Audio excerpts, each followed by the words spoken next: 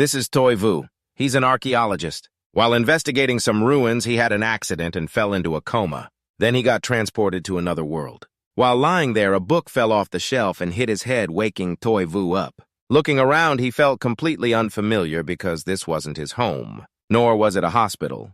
He hurried to the mirror and realized his face looked so young.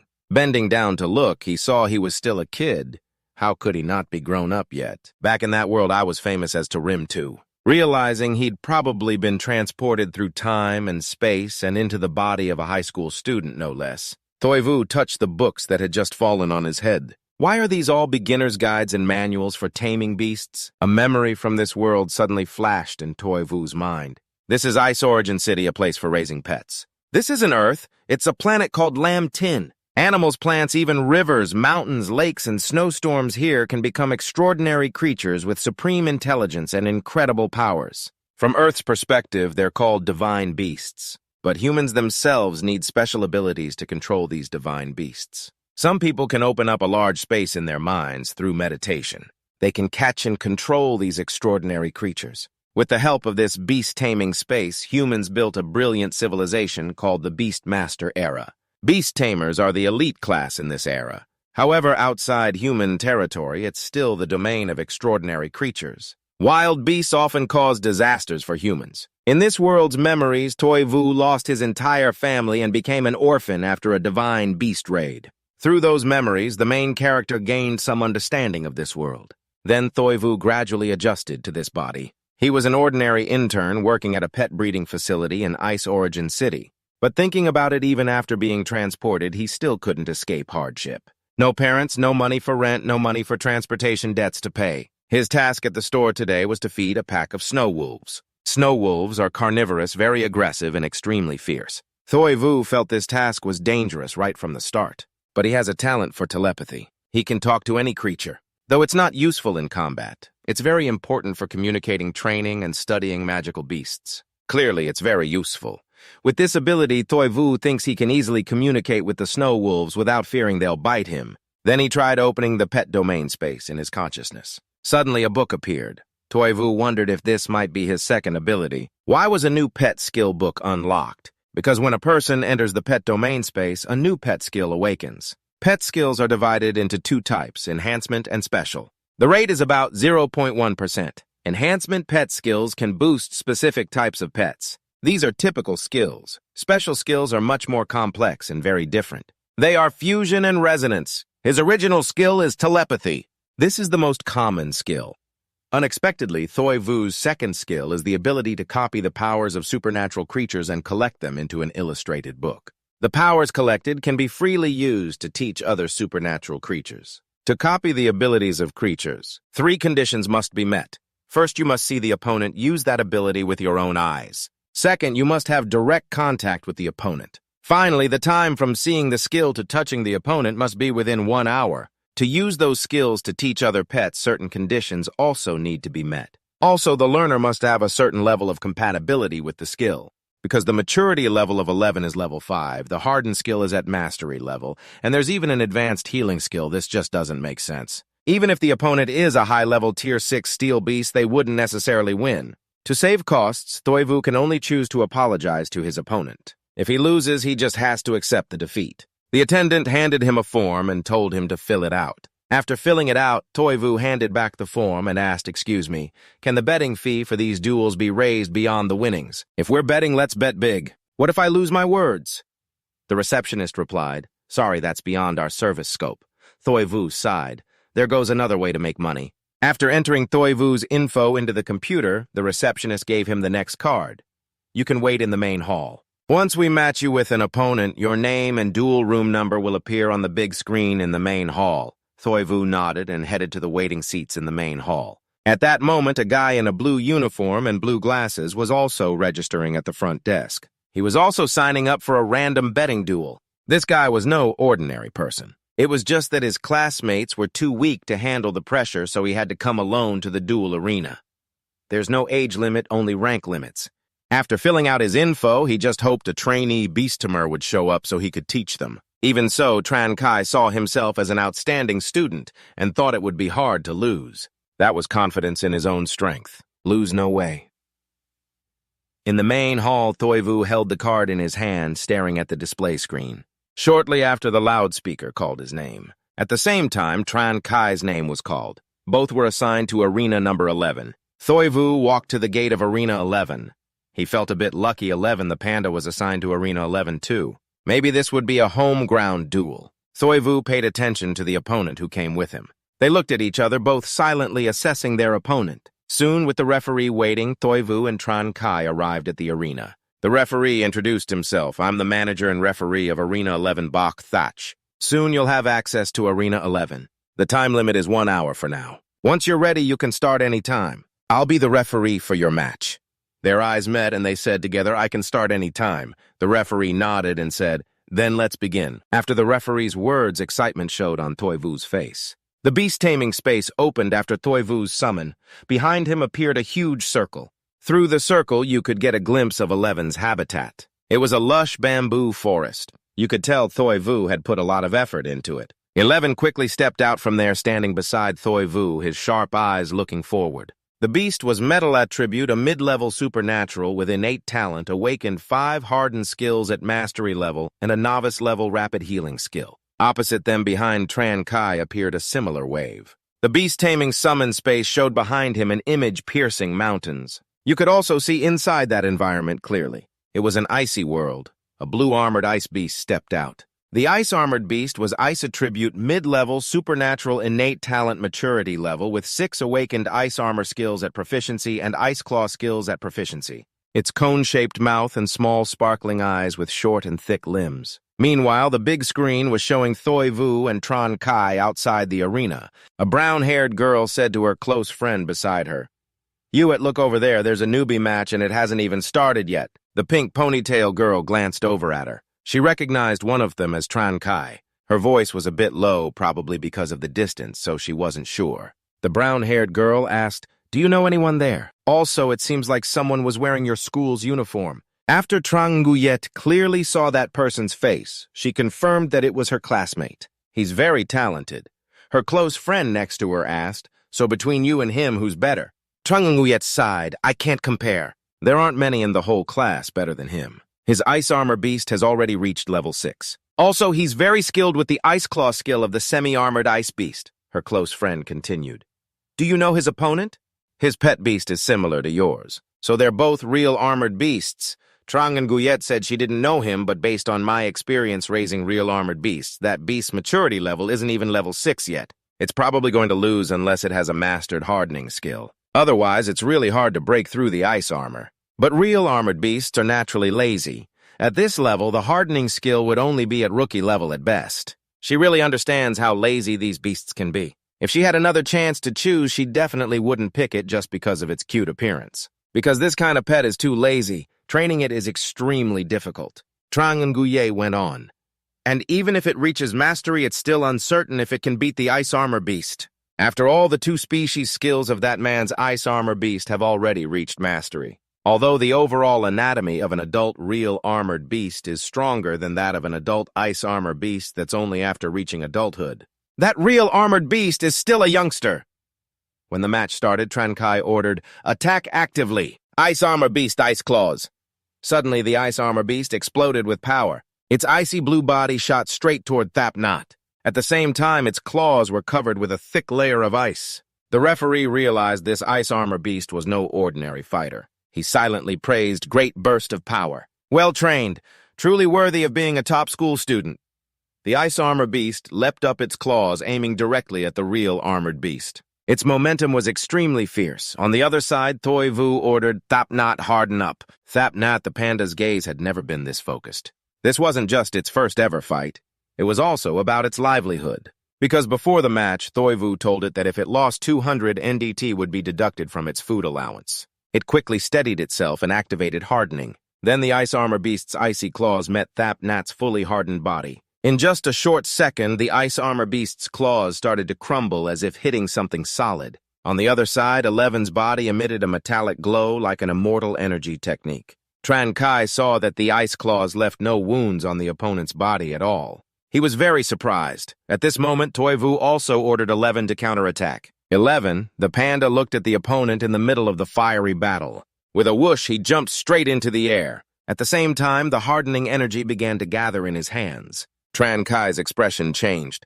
Ice Armor Beast quickly used the ice armor. After receiving the owner's order, the entire body of Ice Armor Beast was surrounded by icy energy. Then those ice elements began to solidify on its body surface. Finally, 2 ice shields appeared on its hands. Ice Armor Beast raised the ice shields. At this moment, 11's steel punch was already coming.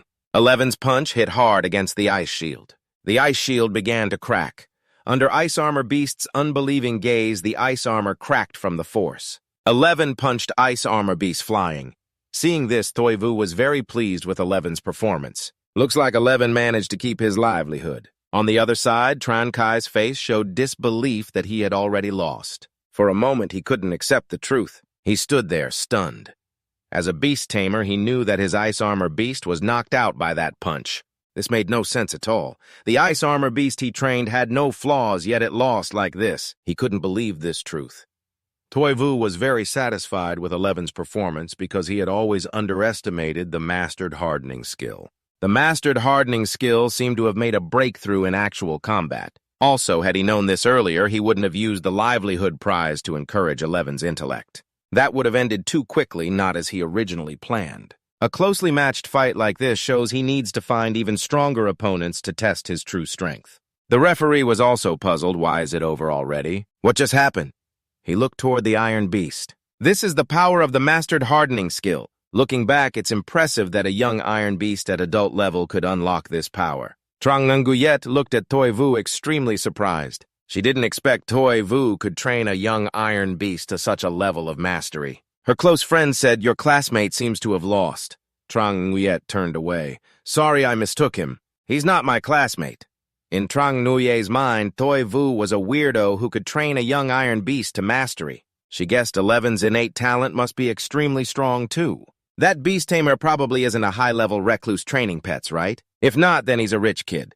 Rich beast tamers have top supplements and special training methods. She looked at Tran Kai, hoping the school's famous scholar could handle this pressure. Tran Kai was treating Ice Armor Beast, deeply doubting who his opponent really was. This Iron Beast and Beast Tamer couldn't compare to his previous opponents at all. Realizing this, Tran Kai looked at him. 11 smiled at him and waved. Though casual, this action stabbed painfully at Tran Kai's heart. He regretted it. School was really the only place that suited him. Outside society is full of weird beasts. 11 was happy he kept his livelihood. Also, because he was self-disciplined, he achieved victory this time. 11 said with a smile, "Has anyone ever touched alloy steel at 4 a.m.? Behind every winner are the effort, sweat, and tears." After the referee announced the winner, Toivu sat down and rubbed 11's head. 11, you've successfully kept your livelihood. You worked hard today. I'll give you extra rations tonight. After speaking, he took 11 back to the beast taming space. Tran Kai approached Toivu and asked, "Are you the beast tamer from Binthan?" A student in his heart, although unwilling to lose, he preferred a clear defeat. So he came to ask Toivu. Toivu smiled and replied, "I'm the beast tamer from Binthan, just graduated this year, but studied in Banganguyan City." After he said this, Tran Kai was stunned. Referee Bok Thatch, passing by, was also stunned. Binthan is a suburb of Banganguyan City. The education level there is certainly not as good as in the city. Students with good academic records tend to apply to city schools for university entrance to get better education. Though Toivu was considered an excellent student in Binthan compared to city students, Tran Kai now understood why he lost so badly. But the gap was still hard for him to comprehend. He could only guess that even in the city, Toivu was among the most talented young beast tamers. There's always a higher mountain. He still had to try harder. Toivu said goodbye to Tran Kai and prepared to leave. Tran Kai nodded blankly, sensing something was off. Tran Kai suddenly thought, wait a minute.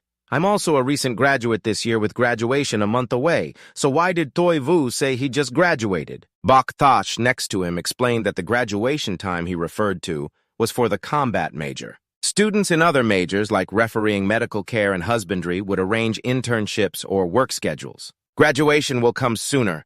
Tran Kai looked toward Toivu as he left, feeling like 1,000 horses were galloping in his heart. This Toivu isn't a combat major student, Bok Thatch said to Tran Kai. Tran Kai, do you need to take your armored beast to the infirmary? Also, since you're participating in a match here, please pay the venue fee for 2 people. Right now, he had a bit of a headache and planned to go to the medical room first. After all, the beast mastering space can only delay injuries but can't fully heal them. Besides, the NDT 200 fee has already been paid, so he couldn't just skip the infirmary here. Toivu looked surprised at the reception area. You can't fight opponents of the same level. The receptionist said that's the rule. Beastmasters can only join groups based on their pet's maturity level. Not the same level because the other side might not want to fight someone weaker than themselves. Toivu sighed. Haven't you seen my battles? My fighting power increases with the toughness of my level. Unless you're taking part in group battles from level 7 to 10 in the battle hall, it's really hard to find an opponent. Latan suggested, if you have an opponent, you know we can also rent the venue to you. Toivu kept it to himself, feeling really troubled. The problem was he had nowhere to find an opponent, and besides, he didn't know anyone here after traveling through. Toivu reluctantly said, Fine, I'll go check out the Beastmaster Association. Thanks for your help here. Toivu finally realized that the way he trained his beasts was a bit unusual. Actually, every day he let 11 jump off buildings to train his body, and now he finally understood why he decided to take 11 out to do some tasks. After leaving the Beast Battle Arena, Toivu sat by the road on his way to the Beastmaster Association. The Beastmaster Association handles accepting and awarding tasks. Beastmasters can take on some tasks here and receive rewards for completing them. These tasks are carefully selected by the association and prepared for trainee Beastmasters. In a way, these tasks help train different skills of the trainees. Basically, the Peace City Beastmaster Association organizes field training for Beastmasters every 3 months. It's actually to nurture the local trainee Beastmasters. They all hope their city will have more professions and stronger Beastmasters. Whether tasks or experience, it all lays the foundation for trainee Beastmasters. But tasks below the superhuman level mainly train the Beastmaster and their pet, providing a place to train that's less tiring and less costly, while also helping to level up the pet, sometimes earning even more here. But for now, finding suitable real combat opponents from these tasks is more important than making money. Even if there aren't real combat opponents, there are other tasks suitable for training. Toivu thought he couldn't just let it sit idle at home. Training every day, jumping off buildings like that, sooner or later your mind's gonna have problems. Getting some exposure to the outside world isn't bad either. This time you bring 11 out to fight, and Toivu can clearly see that he's really enjoying it. Toivu looks at the details of Mission 1, Catch the Wildcats. The intro says recently a large organized gang of wildcat thieves has appeared in this area. Toivu is stunned wildcats with an organization. He thinks there must be some highly intelligent creatures involved, and they're organized like a group stealing some seafood or raiding a store to get some cat food. Anything's possible. He feels this mission isn't really suitable for him. After all, he can't let 11 fight more than 10 wildcats at once. He turns to look at the intro of another mission, Mission 1 training match. The requirements say Designated Pet System. Wind-type creatures level 6 and above are the training targets. Toivu sighs. This mission offers a good reward, but unfortunately 11 can't fly. Next, Toivu feels overwhelmed by the dense missions, his eyes spinning, almost fainting. He sighs. There are many missions, but very few seem suitable for 11. The missions here seem mostly aimed at people looking for pet masters to work temporarily for cheap.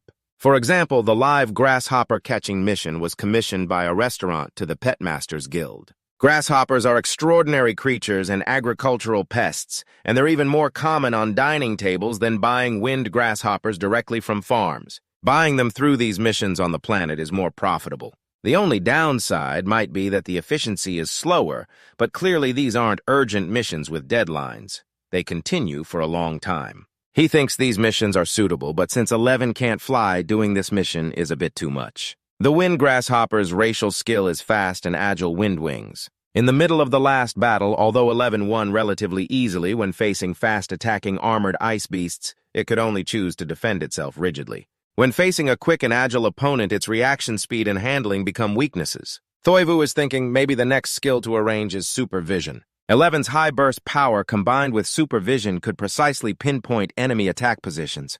Surely 11's combat power will increase a lot. Toivu decides that missions like catching live wind grasshoppers can be saved for training reflexes after learning supervision. Right now, he thinks a 1-star mission to clear moles would be more suitable. Moles are also low-level creatures in the pet world. Their racial skill is burrowing very good at infiltrating underground. In terms of combat strength, the most awakened mole is only about equal to a wild dog. One-on-one, you can handle them with weapons, But the problem with these creatures is they reproduce too fast, their numbers are huge, they move quickly, and when threatened, they usually work in groups. You can't judge their danger level just by their normal growth stage. Luckily, unless they're cornered when facing other creatures, they'll usually run away first. Otherwise, their impact would definitely be greater. Still, this creature is worse than wind grasshoppers and ranks as one of the top 4 pests. There may be fewer moles in cities, but in some rural areas, their numbers are huge and hard to clear out, very troublesome. The mole extermination mission was issued cooperatively by several towns under Bintan district and is also a long-term mission. Almost every day, pet masters form teams to hunt down more pests. Exterminating moles isn't necessarily easier than catching live grasshoppers. Looks like this can also be used to train 11's reflex abilities. Finding moles and killing them before they burrow underground, isn't this just like the whack-a-mole game Thoi Vu played as a kid? Thoi Vu decides it's good to take 11 to practice reflex speed for a few days. He'll pause practicing petrification for now since his mastery level is already enough. Thoi Vu holds the mole-clearing mission card and is about to turn and register when he suddenly recognizes the figure ahead. Tran Kai, as if sensing it, turns around. Thoi Vu smiles and greets him. What a coincidence, your armored beast has already recovered. Tran Kai looks embarrassed at Thoi Vu. It recovered as soon as I stepped here. Thoi Vu asks if he's here to take missions too. Tran Kai nods. You too. What mission are you planning to take? Right now, Tran Kai really wants to know what kind of training mission a top expert like Thoi Vu will take. Maybe it's worth referencing. Thoi Vu replies, I'm taking the ground squirrel, mole clearing mission. Tran Kai is stunned. Just you alone. Thoi Vu says, is there a problem? Tran Kai says no. It's just that this mission is pretty normal. It's better done in a team. Because moles are very cunning, working in groups usually makes it easier to eliminate them on a large scale. Tran Kai quickly asks, how about I form a team with you? I'll take this mission too. Thoi Vu is really scared now. What's wrong with this guy? You're not a pretty girl, plus you just beat him up, so why is he so eager? Thoi Vu says 1 or 2 people doesn't really make a difference. Tran Kai says I can bring 2 classmates. With people to control others to pull aggro and some to attack, it'll be more effective. Thoi Vu doesn't know what to say and just thinks, aren't we just going to beat up moles? Why does it feel like we're going to fight a boss? Thoi Vu thought for a moment. A few moles were no problem, but if there were many, facing a whole group would really be tough. Forming a team seemed like a good option. He couldn't play solo like before anymore. Thoi Vu nodded. Okay, then let's do the mission together. Tran Kai suddenly stepped closer, smiling. All right, tonight I'll invite 2 classmates over, making a standard 4-person team. At that moment, Tran Kai was thinking to himself. He wanted to see exactly how Thoi Vu trained his pet. How could someone train such a lazy creature to be so good? After Thoi Vu left on his way home, he stopped by the Zhongxiao Tang pharmacy. He planned to pick up some tonic, not because he was weak, but because he had been exercising too much lately. Seeing Thoi Vu at the pharmacy, the young doctor was a bit surprised. Thoi Vu again. Because Thoi Vu came 2 to 3 times every 2 weeks, each time just buying a tonic that worked like kidney protection. This made the young doctor naturally guess about Thoi Vu's nighttime activities. Thoi Vu explained, the 11th has a higher training and fighting load. Besides, I've had a weak constitution since I was young. There's no other way. Dr. Lai Nian took out a pack of Mingshen pills. Here you go. This is the tonic you wanted. Thoi Vu looked into the young doctor's eyes, feeling embarrassed. He wondered if he should switch to a different pharmacy, otherwise he'd be in trouble eventually. After Thoi Vu got home, he and the 11th started their meal and ate until full. Thoi Vu looked at the 11th with bright eyes. 11th, come here. It's time to teach you a new skill. The 11th rubbed his face, looked at his pet trainer, and thought to himself, what does the trainer want to do this time? The saying, all my power comes from my own hard work, I can't even say that anymore. Thoi Vu opened the skill book. The current status of the supervision skill was that it could be taught. While teaching, Thoi Vu told him, what I'm teaching you is supervision. You can activate it using your mental power. Once activated, your eyesight will be greatly enhanced, maybe even allowing you to see clearly at night. The 11th blinked his dark, tired eyes and then stepped outside. The night, which was originally pitch black, now felt unusually clear. The 11th thought, such an amazing skill training at night will be much easier. The efforts from last time and this time would be rewarded in one night. At the same time, after successfully teaching the skill, the cooldown time on the skill book changed to 48 hours. Thoi Vu roughly estimated he'd have to wait until tomorrow morning to regain his energy. Right now, Thoi Vu just hoped the 11th wouldn't go crazy tonight so he could get some sleep. Seeing the 11th happy Thoi Vu thought, if only that energy went into catching kangaroo rats for tomorrow, that would be great.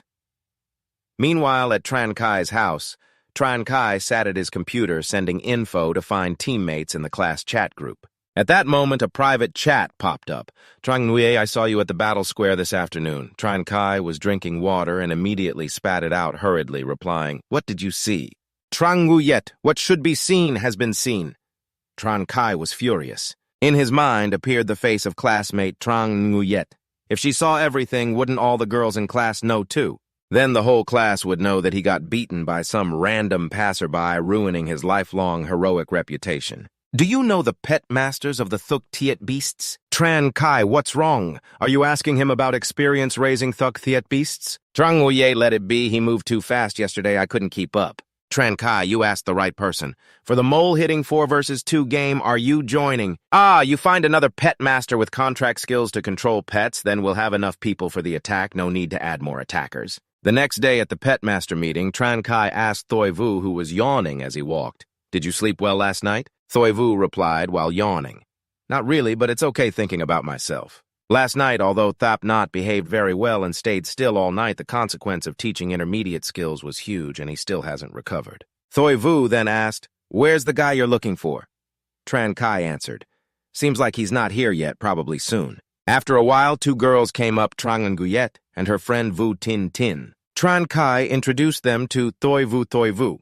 This is my classmate Trang Nguyen, and the other is her friend, a pet master from the experimental high school Vu Tin Tin. Thoi Vu gave a stiff smile and said in unison, Hello, great masters. That way of addressing is really embarrassing.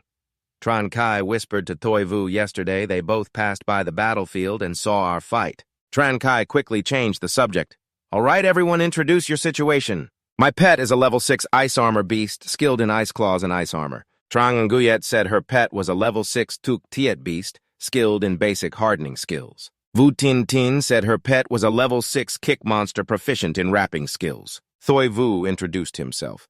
My pet is a level 5 Thuk Tiet beast proficient in advanced hardening skills. In the minds of the 3, a voice appeared simultaneously. Isn't that a bit too flashy? Thoi Vu saw their expressions and understood their thoughts. After they see Thap Not's effort, they'll surely get it. Tran Kai said, Let's quickly register for the mission. We depart exactly at 8 o'clock. At 8 a.m., the group got on the vehicle on time, preparing to head to the countryside around Bin Tan. On the vehicle, Tran Kai expressed his curiosity to Thoi Vu. I forgot to ask yesterday, you said you graduated. Isn't your major pet master battle specialist? Trang Nguyen also heard that and thought, if he's not a battle pet master major, how is he that strong? Thoi Vu calmly replied, No, my major is animal husbandry. It's rough and tough, lots of fighting and killing.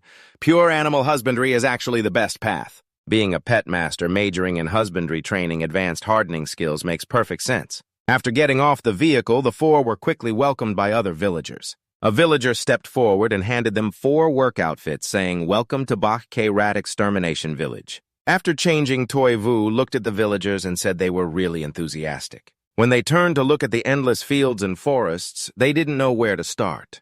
Thoi Vu suggested summoning their pets first, because in this complex environment to track moles, they'd need Thap Not's super sight. After Thoi Vu said this, the other 3 looked at him like he was a great master, eyes sparkling. A few seconds later, the ice armor beast and kick monster appeared in front of Tran Kai and Vu Tin Tin. In front of Thoi Vu and Trang Nguyen appeared 2 Thuk Tiet beasts, one large and one small, looking very cute. The Thuk Tiet beast looked at little Thap Not beside it, not knowing what it was thinking. Trang Nguyen took the initiative to approach Thoi Vu.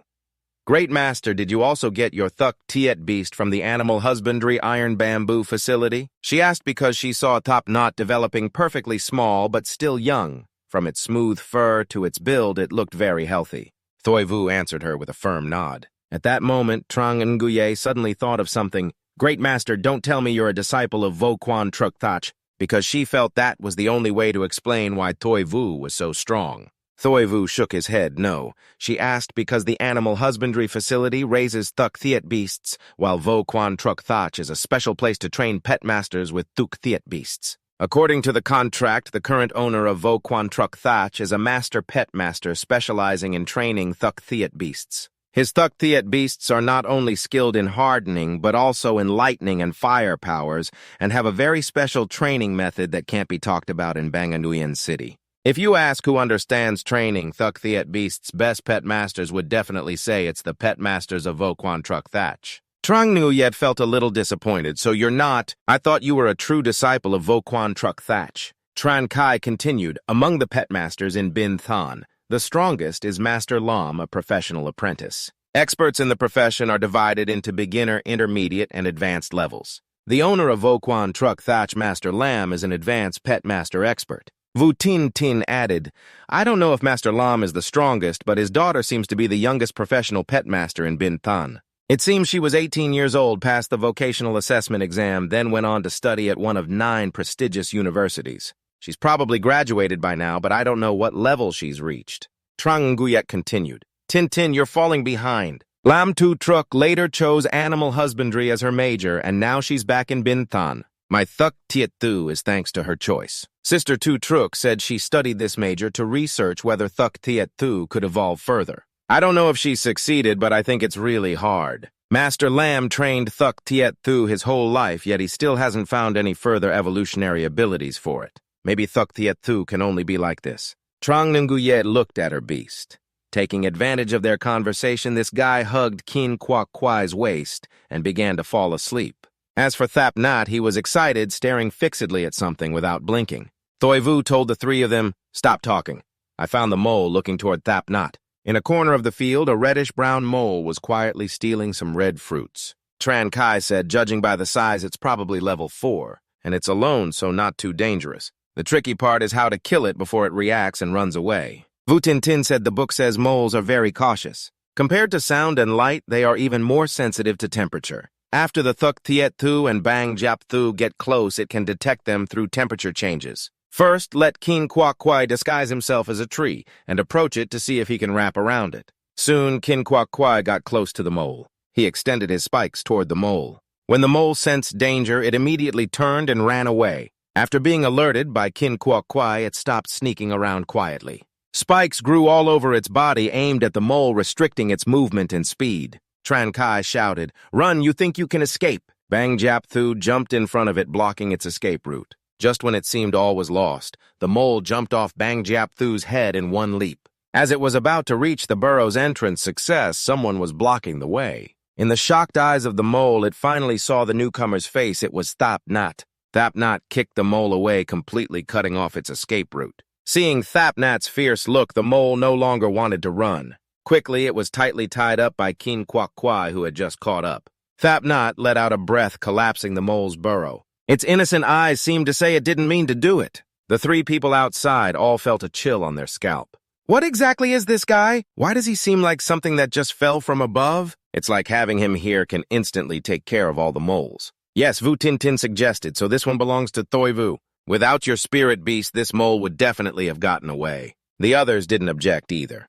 After all, they had seen how powerful 11 was when it farted. Vu Tin Tin sighed inwardly. She had underestimated the mole's reflexes. The Kin Kwak Kwai is a natural hunter, but still couldn't catch the mole immediately. Looks like she still hasn't trained enough. Trang Nguyet congratulated Thoi Vu on a smooth start. Thoi Vu thought for a moment. The reward for killing 1 mole was only about 10-something bucks. If he could kill 100 moles a day with 11's consumption and extra food supplements, it would barely be enough to live on. But on the other hand, if it was just about making money, he wouldn't have come here. Super sight was the real urgent matter. Thoi Vu told the other 3, next let's split up and act as planned. Let's regroup here at noon. That way cleanup will be faster. Anyway, this field and the whole forest are too big. We'll split up and act first. If you encounter a mole alone, figure out how to deal with it yourself. If you find a group of moles, call everyone over to make a plan and coordinate. It'll be more effective that way. Vu Tin Tin suggested let's see who can kill the most moles. She was sure she'd come in last. She felt like her spirit beast and Thoi Vu's weren't even the same species. Look at that, the spirit beast of the incredibly stylish guy. Look at that, the spirit beast of the incredibly stylish guy. After they split up, Thoi Vu looked at the field in front of him. He set a small goal for 11, just catch 20 moles before noon. Hearing this, 11 suddenly looked unhappy and serious. It wanted to catch 200. Thoi Vu looked at the big hole just now. You can catch as many as you want, but don't damage other people's crops. Got it. Otherwise, not only will we not earn anything, but we'll have to compensate. We don't have much money, so it'll just be deducted from your food expenses. Hearing this, Eleven's expression changed. Thoivu continued no hard training today. Mainly practice reflexes based on your physical qualities. You can catch moles without any special skills. Also, no matter how many you catch, all the money you get will be for extra food. He looked at 11 in front of him. He sighed inwardly. This guy definitely needed a warning. Now even steel fists leave marks. Those crops and soil really can't take it. Next, 11 ran like crazy across the field. Every tiny claw hit its target. Thoivu stayed with the farmer in charge of recording. The farmer told Thoivu that his spirit beast's bones were amazing. In the past 15 years, he'd never seen a spirit beast so fully equipped. 11 dashed across the field, seeming unsatisfied with the current speed. It said to Thoivu Beast Tamer, "Why don't you teach me earth burrowing? Then I could catch them underground." Thoivu was speechless. It's not that I don't like skills that let you get results without effort. Now you're saying having more skills is better. But earth burrowing can't be copied because the number of skills in the skill book is limited. Next, each skill has to be copied moderately. The recording uncle said, "Hey buddy, slow down. My fake skeleton can't keep up with your speed. You really are an unscientific spirit beast." Before long, it was 7 o'clock noon. The 3 people who had been working hard all morning arrived. Tran Kai couldn't believe it. "Good heavens, you guys are still catching. It's been 2 hours already. Is your spirit beast really that strong?" Thoivu said, "It's no big deal. After all, this is a type of training. My spirit beast likes training as much as it likes eating. Not to mention, this amount of training is nothing compared to before." Tran Kai was very surprised to see the figures recorded in the uncle's notebook. Good heavens, 22 moles, averaging 1 mole every 5 minutes. Tran Kai immediately lost his cool. Wasn't his condition bad this morning? Spirit beasts are extraordinary creatures, they don't get tired. So why is he so energetic now? Thoivu took out a Ming pill from his pocket. Tried one, didn't have much effect. All 3 were shaken inside. Did this guy recover his state by eating supplements? Nice, really reckless. Tran Kai finally relaxed a bit. Seems like he knows he lost. The beast tamer studied in the city somewhere. Not afraid of others being better, just afraid of others being more reckless. Your friend is totally beaten. After drinking the pill, Thoivu asked how many they caught. Tran Kai caught 7 Vu Tin Tin 6. Trang Nguyet suddenly had a headache. Her spirit beast was too dumb, only caught 2. 11 heard this and immediately got unhappy. "Don't lump all the real metal beasts together." The uncle in charge of notes walked over and patted 11's head. "Don't say that this real metal beast is the one with the highest number of mice caught that I've ever seen. Caught 22 moles in 2 hours, pretty impressive." Shi Yu came up from beside him. "Stop standing there, come eat your boxed meal and then rest." The 5 of them sat at the edge of the farm eating boxed meals in the field. 11 kept working diligently. Trang Nguyet asked Shi Yu, who was eating heartily. "Your real metal beast doesn't need to rest. That's not scientific. Real metal beasts shouldn't be like that. Before, when I was at the metal bamboo breeding facility, we spent a long time choosing, but how come we never found a real metal beast as strong as this?" Shi Yu buried his head in his meal. "Then how do you think it managed to master the hardening skill at the proficient level?" The 3 of them were speechless for a moment. Makes sense. A beast tamer always carries supplements on them. A real metal beast tamer who skips lunch naps to practice running back and forth, both are a bit abnormal. Tran Kai suddenly jolted. He suddenly understood why the pass rate for beast taming exams in the city was so high. Beast tamers studying in the city, are you all really working this hard? And how the heck do you train your pet to be that disciplined? Shi Yu said actually it's not that extreme. It seemed like Shi Yu unconsciously improved their perception of beast tamers in big cities. "Total misunderstanding. I only used supplements because I had no choice. I didn't want to push myself that hard, but that's the price of using a big skill book. Is there any other way?" 11 was also completely unexpected. "He was born with a hard-working trait, nothing to do with me." 11 was left behind by others and then chosen by Shi Yu. At first, only Lam Tu Truck and I saw 11's huge potential. Lam Tu Truck because of his rich breeding experience, and I simply because I had a skill book guarantee. So no matter which real metal beast I chose, I could feel confident. By chance, Shi Yu and 11 formed such an unscientific combination. That said, Shi Yu didn't feel comfortable explaining it, and he couldn't exactly tell them not to try so hard. Tran Kai got upset as soon as he heard Shi Yu say it wasn't that extreme. "How can it not be that extreme? You have to exaggerate like that to have a future. Stop talking. From now on, I'm going to require the armored beasts to train at this intensity." Vu Tin Tin also stood up. "Same here tomorrow. I'm going to the pharmacy to buy a box of Mingshen pills. Staying up late to study." Tran Kai's eyes were determined. He didn't believe it. He had 2 hands and 2 feet, so he could definitely do it too. So now you finally figured out the secret behind why Toi Vu can be so strong. So you have to try it out too. Toi Vu didn't know what to say, so he quietly wished them success. In his heart, Tran Kai asked if Toi Vu planned to take the professional beast tamer exam. Oh, right, your major is animal husbandry, or do you want to take the professional breeder exam instead? Toi Vu thought even though his major is animal husbandry, he wants to first prepare for the professional beast tamer exam. Logically, since Toi Vu studies animal husbandry and even has skill books, after passing the professional breeder exam, he'd definitely be counting money until his hands cramp. But his second talent is really strange. Toi Vu was also afraid of being exposed and getting caught. Although this country is a rule-of-law society, there's clearly a class divide between high-level beast tamers and ordinary people. There's no relatively fair promotion path like a college entrance exam. You can see how serious the corruption in this world is. Chaos in business is competition between factions and nations. Even beast tamers sometimes do bad things, not to mention some super-intelligent creatures are eyeing human territory. You don't want to lose your freedom before you can protect yourself. Also, if you want to get in touch with higher-level beast tamers to copy advanced skills, you still have to take the professional beast tamer exam first to improve your combat strength. Only by becoming a professional beast tamer and improving yourself can you survive in this dangerous world. Tran Kai was thinking maybe next time we can go together. It's already July and less than half a year remains before the next evaluation starts. Toi Vu's actual beast pet is at Enlightenment Level 5, while Tran Kai's Ice Armor Beast is at Enlightenment Level 6. This level doesn't meet the standard for the professional exam. In the first basic round of the professional beast tamer evaluation, the minimum requirement is that the tamer's pet has superhuman combat power, which means a level beyond Enlightenment 10. In half a year, their pets barely reach level 10, let alone superhuman. So Tran Kai subconsciously thought Toi Vu was like him planning to take the next exam. Toi Vu seriously looked at Tran Kai and said, "If I don't pass the upcoming exam, then we'll meet again at the next one." With his small savings, if he doesn't have another income, he won't be able to support Thap Knot for a year and a half. So getting the professional certificate as soon as possible could also ease his financial pressure. Tran Kai said slowly, "But your actual beast pet is only level 5, right? Isn't aiming for superhuman level in half a year a bit too much?" Toi Vu thought reaching superhuman level might be a bit tough, but reaching enlightenment level 10 shouldn't be a problem. Even if you don't reach superhuman enlightenment level alone, might still let you take the professional exam. Strong people always find their own way. Tran Kai asked, "Are you talking about that special exam?" Trang Guyet and Vu Tin Tin both thought of something.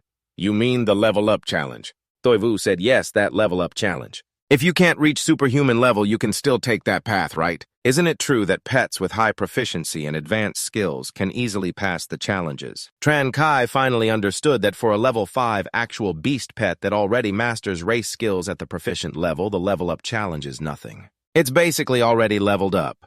Now he kind of regretted asking so many questions. Thinking about it, he decided to double the training intensity for his ice armor beast after they get back. Just then, something unexpected happened. A radio suddenly crackled on. While the four were wondering what the sound was, the farmer's expression trembled. He recognized it.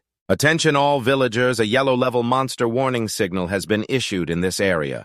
A certain number of monsters have gathered outside the city wall, and their numbers seem to be increasing. All units and individuals are requested to prepare defenses according to civil defense guidelines." Oh man, with the sound continuously blaring, Tran Kai couldn't help but let out his emotions. Trang Guyet's face also looked tense. The elderly note-keeper said anxiously, "Kids, today's a special situation. You all should head home first." Tran Kai worriedly asked, "What was that radio broadcast just now?" The old man said he wasn't sure, but probably the mountain animals are causing trouble again. "A yellow warning signal seems pretty serious. If things escalate, we might have to leave here immediately." Toi Vu also realized it's really not time to panic yet. The difference compared to 15 years ago is that a high city wall has been built between Bin Tan and more than 10 towns below the snowy mountain. The Beast Tamer Corps of the Beast Tamer Association is stationed inside and outside the wall. They are the first line of defense against the monster horde. The so-called warning is simply to alert the nearby residents. It doesn't mean they are actually in danger.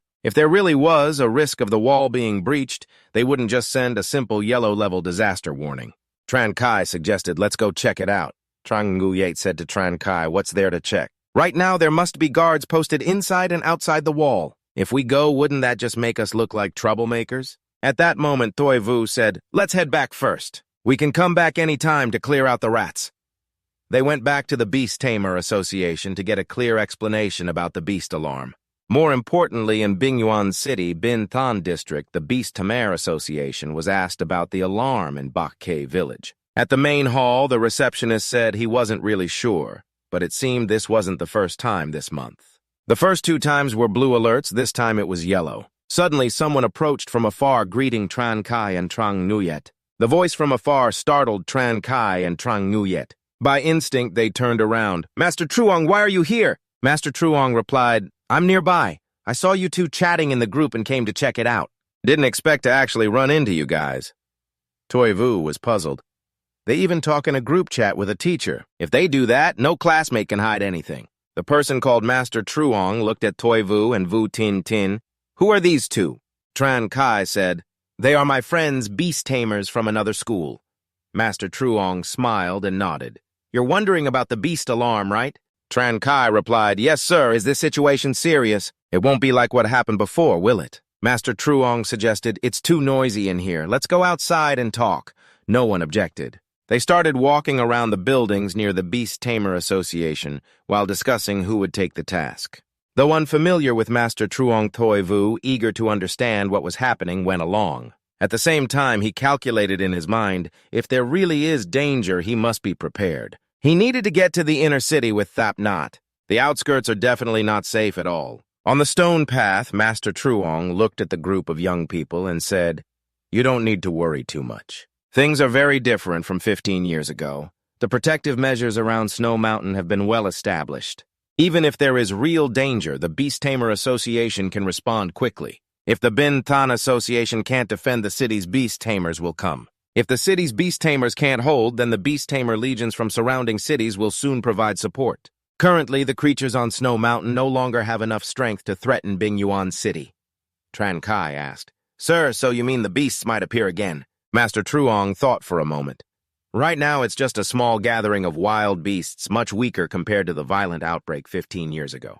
Toi Vu's curiosity was piqued. He asked Master Truong, "Then what's the reason? Aren't those wild beasts all ice-type creatures? Compared to the city, they should prefer the snowy mountain environment, right?" The book says food resource shortages and excessive competition pressure are the main reasons for the beast packs appearing, but this probably isn't the main cause. Because usually when beast packs show up for this reason, it's very intense and there are warning signs beforehand.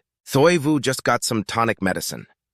His hands suddenly trembled. The bottles were too cruel, it seemed to say. "Letting you know that student's name is Tran Kai." The young doctor sighed. "Students these days are too greedy." Toi Vu smiled, wanting to dig deeper into the news. "By the way, earlier on, why did the association lock things down? Have they figured out the cause of that loud noise in the sky yet?" The young doctor laughed and said, "You're asking the right person.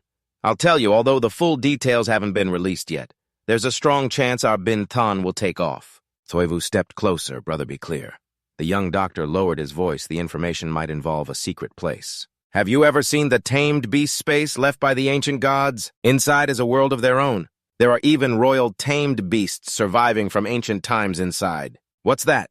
The young doctor said, "I'll explain it like this. It's an independent space different from the space we're currently in. For example, your tamed beast space. In fact, it's also considered an independent space, a prototype of the secret area." "Actually, that's the tamed beast space," Toi Vu asked like a curious kid. Go on, go on." "It's been almost a week, finally some news about the rumors." "You've been waiting too long." The young doctor explained to Toi Vu in detail how to put it. "Here's one way to say it. After our tamed beast dies, its space collapses too. Afterwards, some strong tamed beasts after death can preserve their space according to the tamed beast master's will, forming an independent secret space. You could say it's like a miniature world. At this point, the secret space no longer suppresses supernatural creatures. It's a completely independent space now. Any living being can enter and live inside. From here, based on the tamed beast master's level, it can support the growth of each pet throughout their life. The only thing is, it will be weaker compared to the original tamed beast space. However, even weakened, it's still filled with energy, perfect for soul development, a good place for pet growth." After listening to the young doctor's lecture, Toi Vu asked, "So for a strong tamed beast master, would their space be that of an ancient tamed beast?" The young doctor gave him a look full of disdain. Didn't you learn anything in those 9 years of compulsory education? Of course it's ancient. According to our current ranking system, the lowest tamed beast master must have legendary power.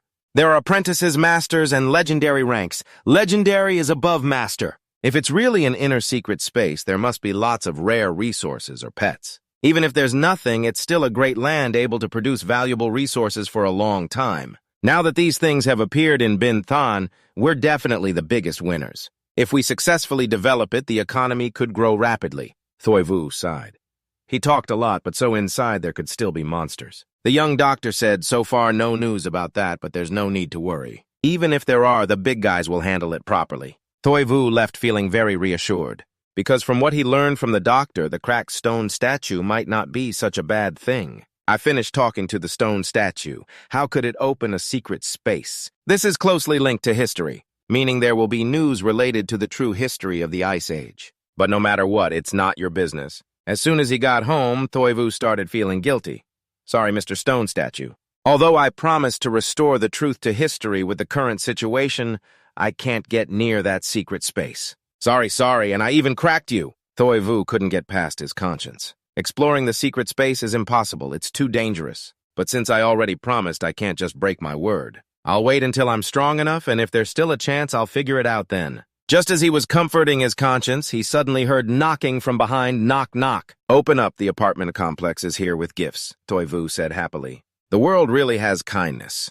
They know I'm an orphan kid and still bring gifts. After no answer from inside, she said to her colleagues, looks like no one's home, prepare to break down the door. That sentence scared Thoi Vu to death. Thoi Vu hurriedly replied, wait a minute. He felt so pitiful. The apartment complex is here to give gifts, but when no one answers, they want to break in.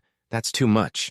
In his mind, 3 words flashed exposed. Most likely, people have discovered that talking to the stone statue caused it to crack. Actually, Thoi Vu had expected this outcome beforehand. If the secret space's appearance caused too much of an impact, the cause would definitely be investigated. Even though that wild mountain area has no cameras, finding someone in a world with supernatural powers isn't that hard. Tracking breath's fortune-telling.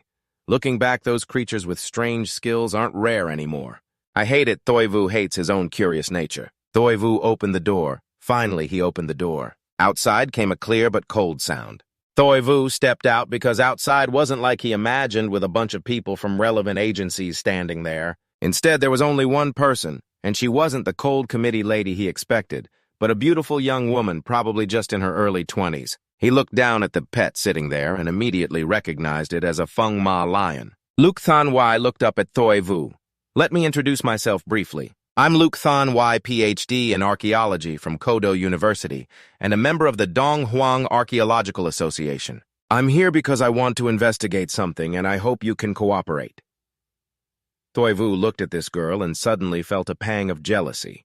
An archaeology PhD from Kodo University, one of the top 9 universities. Such a great girl except for being a bit two-faced. Why would she end up in such a dead-end path? You can do anything, so why choose archaeology, a field with no future? Thoi Vu introduced himself to Thoi Vu, freelancer apprentice beast tamer.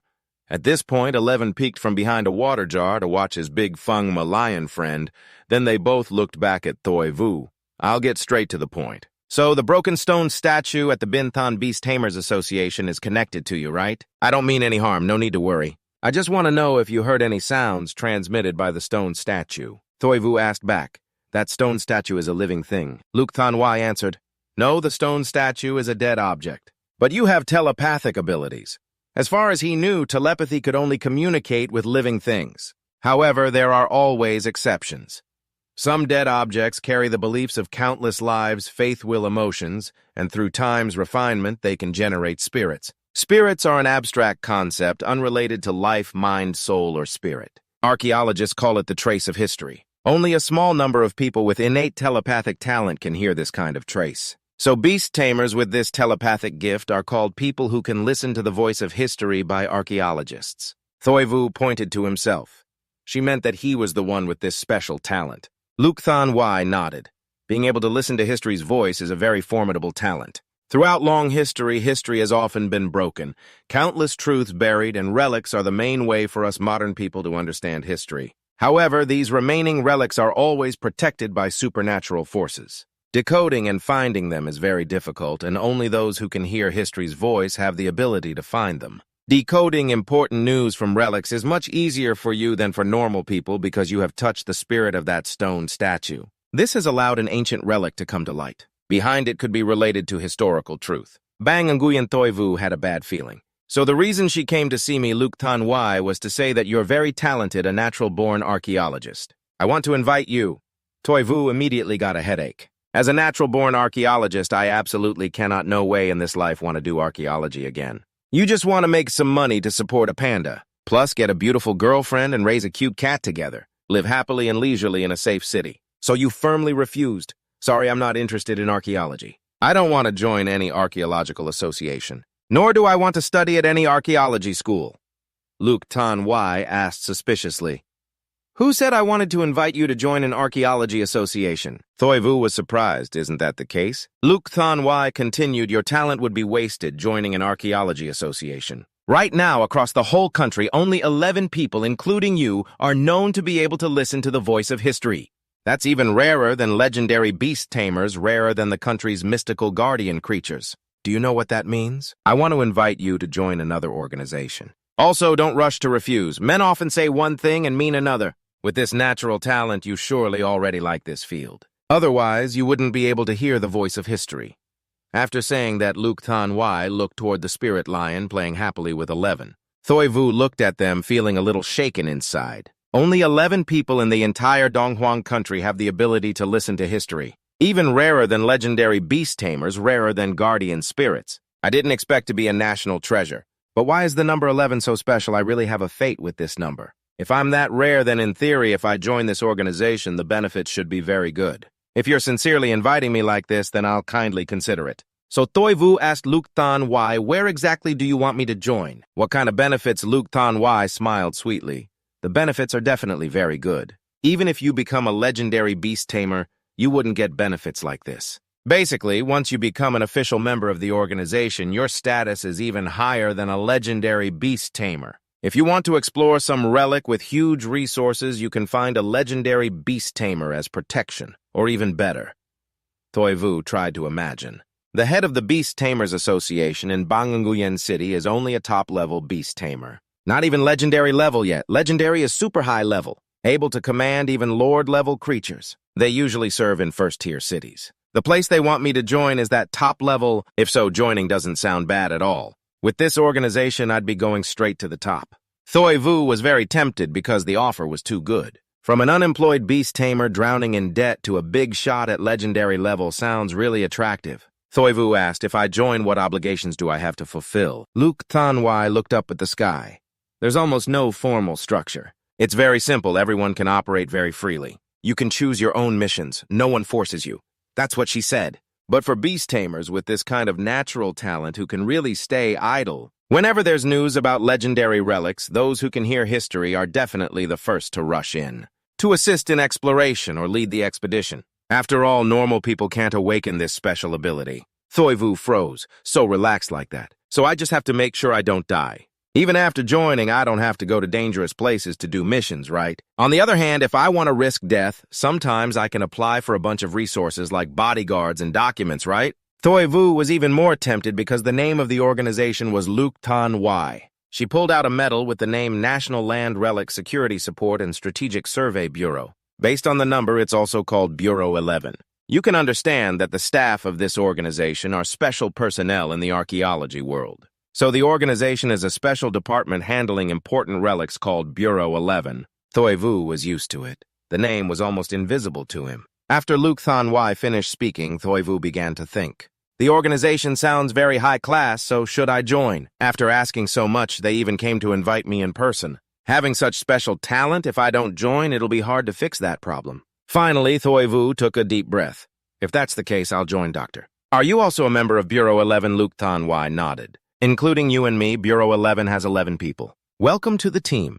From today on, you're a reserve member of Bureau 11. On the other side, Luc Tan Wai's words made Toi Vu feel like he had already fallen into a trap. Apparently, the benefits she mentioned so far were only for official employees. The organization only gave you 10 million in funds, telling you to grow up quickly in a short time. At the very least, you have to become a beast tamer and learn the system's archaeology knowledge. After hearing this, Thoi Vu's eyes sparkled. When will the 10 million be transferred to my account? I will definitely dedicate myself fully to the career of exploring our country's relics. The contact person said the documents and money will be delivered tomorrow. But only 11 people nationwide, including you, can hear the voice of history. You have to keep your identity secret. Don't let foreign intelligence find out. Most importantly, if you want to become an official employee, you must investigate the true history of Bang Nguyen City. Thoi Vu was thrilled.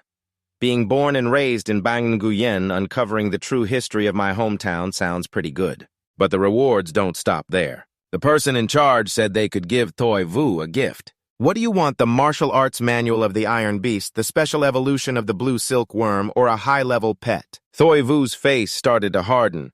To get strong fast and contribute to archaeology, can I have all three? The person in charge sighed helplessly.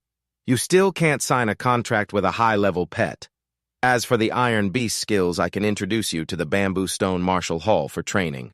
Thoi Vu agreed immediately when he heard that. Having guidance from a Master Beast tamer on site is definitely better than self-study. As for the blue silkworm's evolution, it's a shape-shifting pet with the strongest adaptability. Depending on different training methods, it can evolve into dozens of different forms. Different evolutionary paths will lead to different pet abilities, especially the Goddess of Light, a high-level commander butterfly.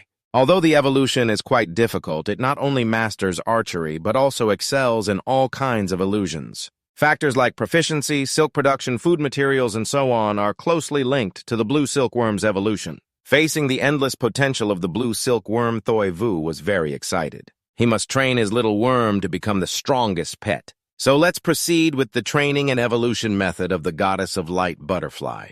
Its evolution requirements are indeed very complicated. The worm's silk spinning skill must be at least proficient level first, and you must gather materials like the Heart of Light and sunflower petals to feed the blue silkworm. Evolve the materials according to the formula, then cocoon for 30 days. If you awaken the rainbow light skill properly, you'll definitely break the cocoon. Become a high command level butterfly Goddess of Light. Looking at the cost to nurture it, Thoi Vu grew 2 sizes bigger. Chung, it's better to just live a happy and peaceful life for this lifetime. After finishing the inquiries, the beautiful superior was finally invited out of the house. Thoi Vu stopped thinking about it. Suddenly, he remembered the 10 million still hadn't hit his account. Today, he definitely had to splurge. Right after sending off the special archaeology team's sister, he appeared at the Century Building. Tomorrow, the 10 million will be in hand. Today, he had to spend it all. The salesman smiled knowingly. This recording device can capture data on thousands of pets, even accurately measuring their energy fluctuations below the superhuman level. Just 4 9s and an 8 are enough to bring this little one home. Thoi Vu picked up his phone and decided to give it a try. He took a picture of the robot dog, and the phone immediately showed a notification that it had recognized all the robot dog's data. Right before his eyes, he was amazed at the features of this high-tech phone. With this, wouldn't I be able to jump straight into the top 5 elite beast tamers? Thoi Vu gritted his teeth and stomped his foot. Just 100,000. The clerk wrapped up the purchase. He blinked and found himself at a pet supply store, buying a large amount of ironheart wood for Thap Nat. This wood nurtures the mineral essence of real beasts. Eating it can enhance the effect of hardening attributes and life vitality. Thap Nat eats a lot and loves to run around. Buying ironheart wood couldn't be more fitting. Finally, after spending all the money on him, Thoi Vu comfortably headed home. But just as he logged into the Beast Tamer Association app, an urgent notification popped up: the Binthan ruins have been activated. Explorers interested can register and take the test. Those who pass can enter the ruins for exploration. And most importantly, everything gained inside becomes personal property. Thoi Vu's mind suddenly filled with storms and rain. What if there's nothing valuable inside and just monsters? You can't call that a treasure trove. It's more like a meat shield recruitment. Right at that moment, the stomachs of the national treasure and the worm at home growled loudly. Thoi Vu was hungry, starving for food. One bear, one worm, noisy and wanting a feast. Don't worry, I'll get to work right now. Thoi Vu transformed into a Michelin 3-star chef. The high-quality ingredients were cooked, and soon the delicious dishes were on the table. One person, one bear, one worm quickly cleaned off the table. After the meal and drinks, Thoi Vu told Thap Nat and Trung Bongjan tomorrow they needed to go out into the wild for practical training. Thap Nat immediately gave a thumbs up, recalling the pressure that the Phantom Lion had brought. That was the goal to train hard for. Seeing Thapnot like this, the old father figure in Thoi Vu felt extremely happy and relieved. That phantom lion is a commander-level beast. The pressure it brings to immature species is huge, and mature pets at king level can awaken an intimidation ability. The pressure it emits can easily kill lower-level creatures. All right, I've already copied the intimidation skill. As soon as Thapnot matures, it can gain king-level status. It might even master the special functions of king-level beasts. Thinking of this, Thoi Vu looked forward to tomorrow's training trip. So from now on, fighting duties go to Thapnot and gathering duties go to Trungbong Jan. Early the next morning, Luke Tanwai arrived with the certificate and 10 million. Thoi Vu also received another piece of good news. This time, he qualified to enter the Bintan ruins directly. Do you know what a challenge-type ruin is? It's a space remodeled from the Beast Tamer's ancient domain. To train the new generation of Beast Tamers in the tribe, only low-level people are allowed in. Those who enter will be randomly sent somewhere. They must defeat copies of elemental creatures. Only then can they move on to another place to hear Luke Tanwai's explanation. Thoi Vu only wanted to know if it was dangerous inside. She helplessly explained that these elemental creatures only defeat outsiders but don't kill them. The challengers who are too weak. After saying that, she pulled out a QR code on her phone. There are various data resources here. If you use them well, you could become a professional beast tamer in no time. But before that, treat the Binthan ruins as your top investigation target. Other ruins are very dangerous. I'm afraid if you go in, you won't make it out alive. For the Banganguyen city ruins, you're one of the few who can hear the voice of history and activate it. You have to improve your self-defense ability first. Then we can consider what's next. After all the instructions, Luke Tanwai quietly disappeared. She left behind 10 million funds and various data, then silently left the place. Thoi Vu put his mind to work again. Even though as a member of Bureau 11 he could enter the ruins directly, if he didn't pass the assessment, he couldn't get in anymore. He had to stay alive.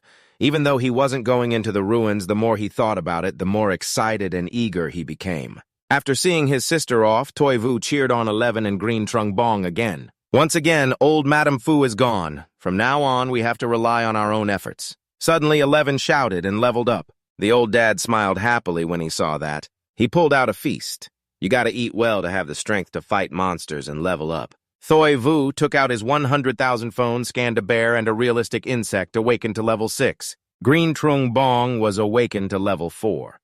Although the level was still low under Thoi Vu's unconventional Beastmaster control, their skill proficiency far exceeded others of the same level. He wondered how well he would perform when registering for the real combat assessment. Early the next morning, Thoi Vu went to the hall to register. He saw the center of the hall buzzing with excitement. Looks like this association is holding an assessment to select Beastmasters with potential but still weak to enter the secret realm for training. After a while, he qualified to participate in the assessment. After finishing registration, the assessment day arrived. Right after entering, Thoi Vu saw someone he knew. "Thoi Vu, you're really here." Tran Kai showed a haggard face that scared him. He shouted, "Ghost." After chatting for a bit, Tran Kai left. Just after seeing off his acquaintance, he spotted a team of well-trained soldiers. They were all equipped with riot gear to maintain order at the scene. If Bureau 11 hadn't recruited him today, he might have been part of them. Suddenly, an officer blew a whistle, ordering everyone in the hall to keep order. He was Chow Van Son, the chief in charge of this training assessment. Under him were 4 professional beastmasters and a bunch of strong juniors co-managing the assessment at Man Mountain. There are many fierce beasts and resources. This hunting guidebook records the fierce beasts and the points you can earn by gathering resources. Also, we will issue GPS devices for calling backup to ensure your safety. In 3 days, only the top 20 beastmasters with the highest points qualify to enter the secret realm. The juniors chimed in, "Wish we could go back to being rookie champions. It's so lonely." The leader looked at these young kids. "Less talk, more action. Do your jobs well." Thoi Vu was carefully studying the hunting guidebook at that moment. Catching a ground rat gets you 20 points, but that's way too low. He didn't care about that. In contrast, the mad python awakened to level 10, not recommended for hunting, was worth 4,000 points. It made Thoi Vu's eyes light up. If he copied the madness of this crazy python and brought it back to Thapnot at max mastery level, then no one could defeat this insanely fierce real beast soldier. As for this level 10 awakened slim, it came from overseas. Its multiplication skill shrinks, but preserves endurance and high speed while growing bigger. It can turn massive energy consumption into the power of Slim's multiplication skill. My national treasure definitely has to have it. Thoivu quickly folded the guidebook about these high-point pets. Isn't this a prey specially prepared for me? At this time, the person in charge of Chalvan-san announced that the training session would start in half an hour.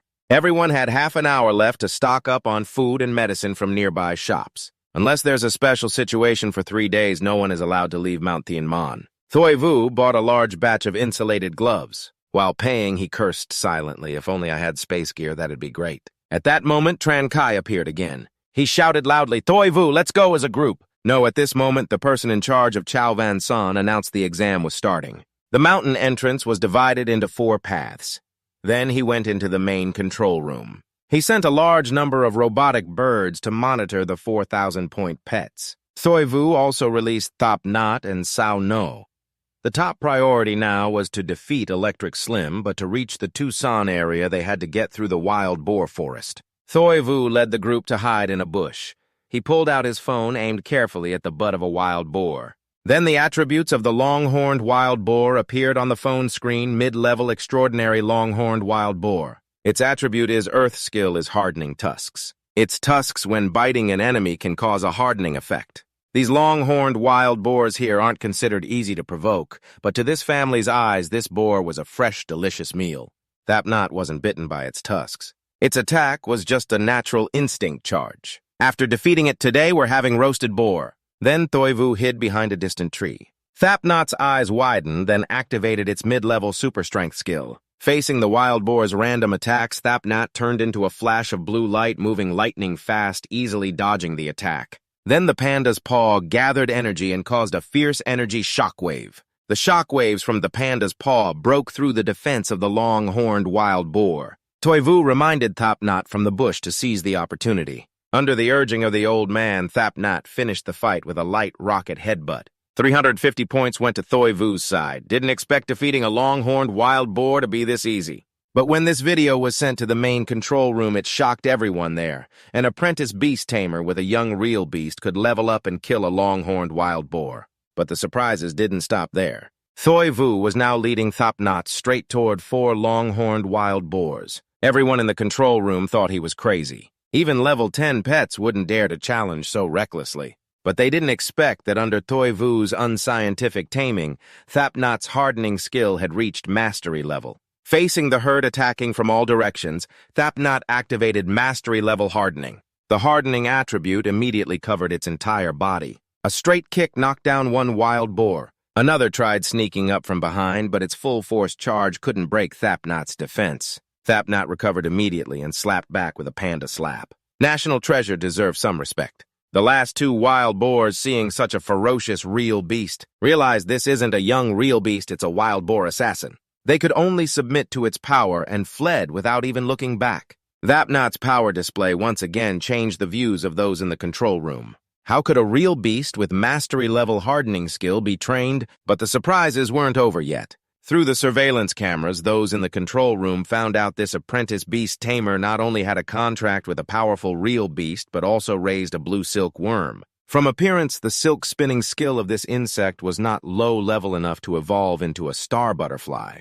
Everyone exchanged words. With Thoivu's talent, he could easily break into the top 3 with 700 points. Thoivu finally decided to take a short break. He took out the pre-packed bento box to let Thop Nhat replenish energy. They had already passed through the wild boar forest and were close to a safe zone ahead, but suddenly a desperate cry cut through his thoughts. A herd of long-horned wild boars suddenly appeared, chasing 2 apprentice beast tamers who ran like mad toward Thoivu. But unexpectedly, the hunters became the prey. As the wild boar herd approached, one man and a bear suddenly smiled gently. The 2 of them chased off the fierce wild boars just with their presence. Who would have thought these boars' will to survive was so strong? Thoivu casually saved the 2 apprentice beast tamers and led Thop Nhat to continue the journey. They quickly reached the safe zone base. Right as the door opened, Thoivu caught everyone's attention. Where does this master come from, able to hunt 5 long-horned boars all alone? They didn't know that for Thoivu, even hunting level 10 wild beasts was as easy as folding his hand. His initial cumulative points placed him at the top of the leaderboard. Thoivu's outstanding performance not only earned non-stop praise from professional beast tamers, but even the judges looked at him differently. But no one knew how much more potential he could show next. This news also reached Master Lam at the Bamboo Stone Martial Hall on Mount Tianman,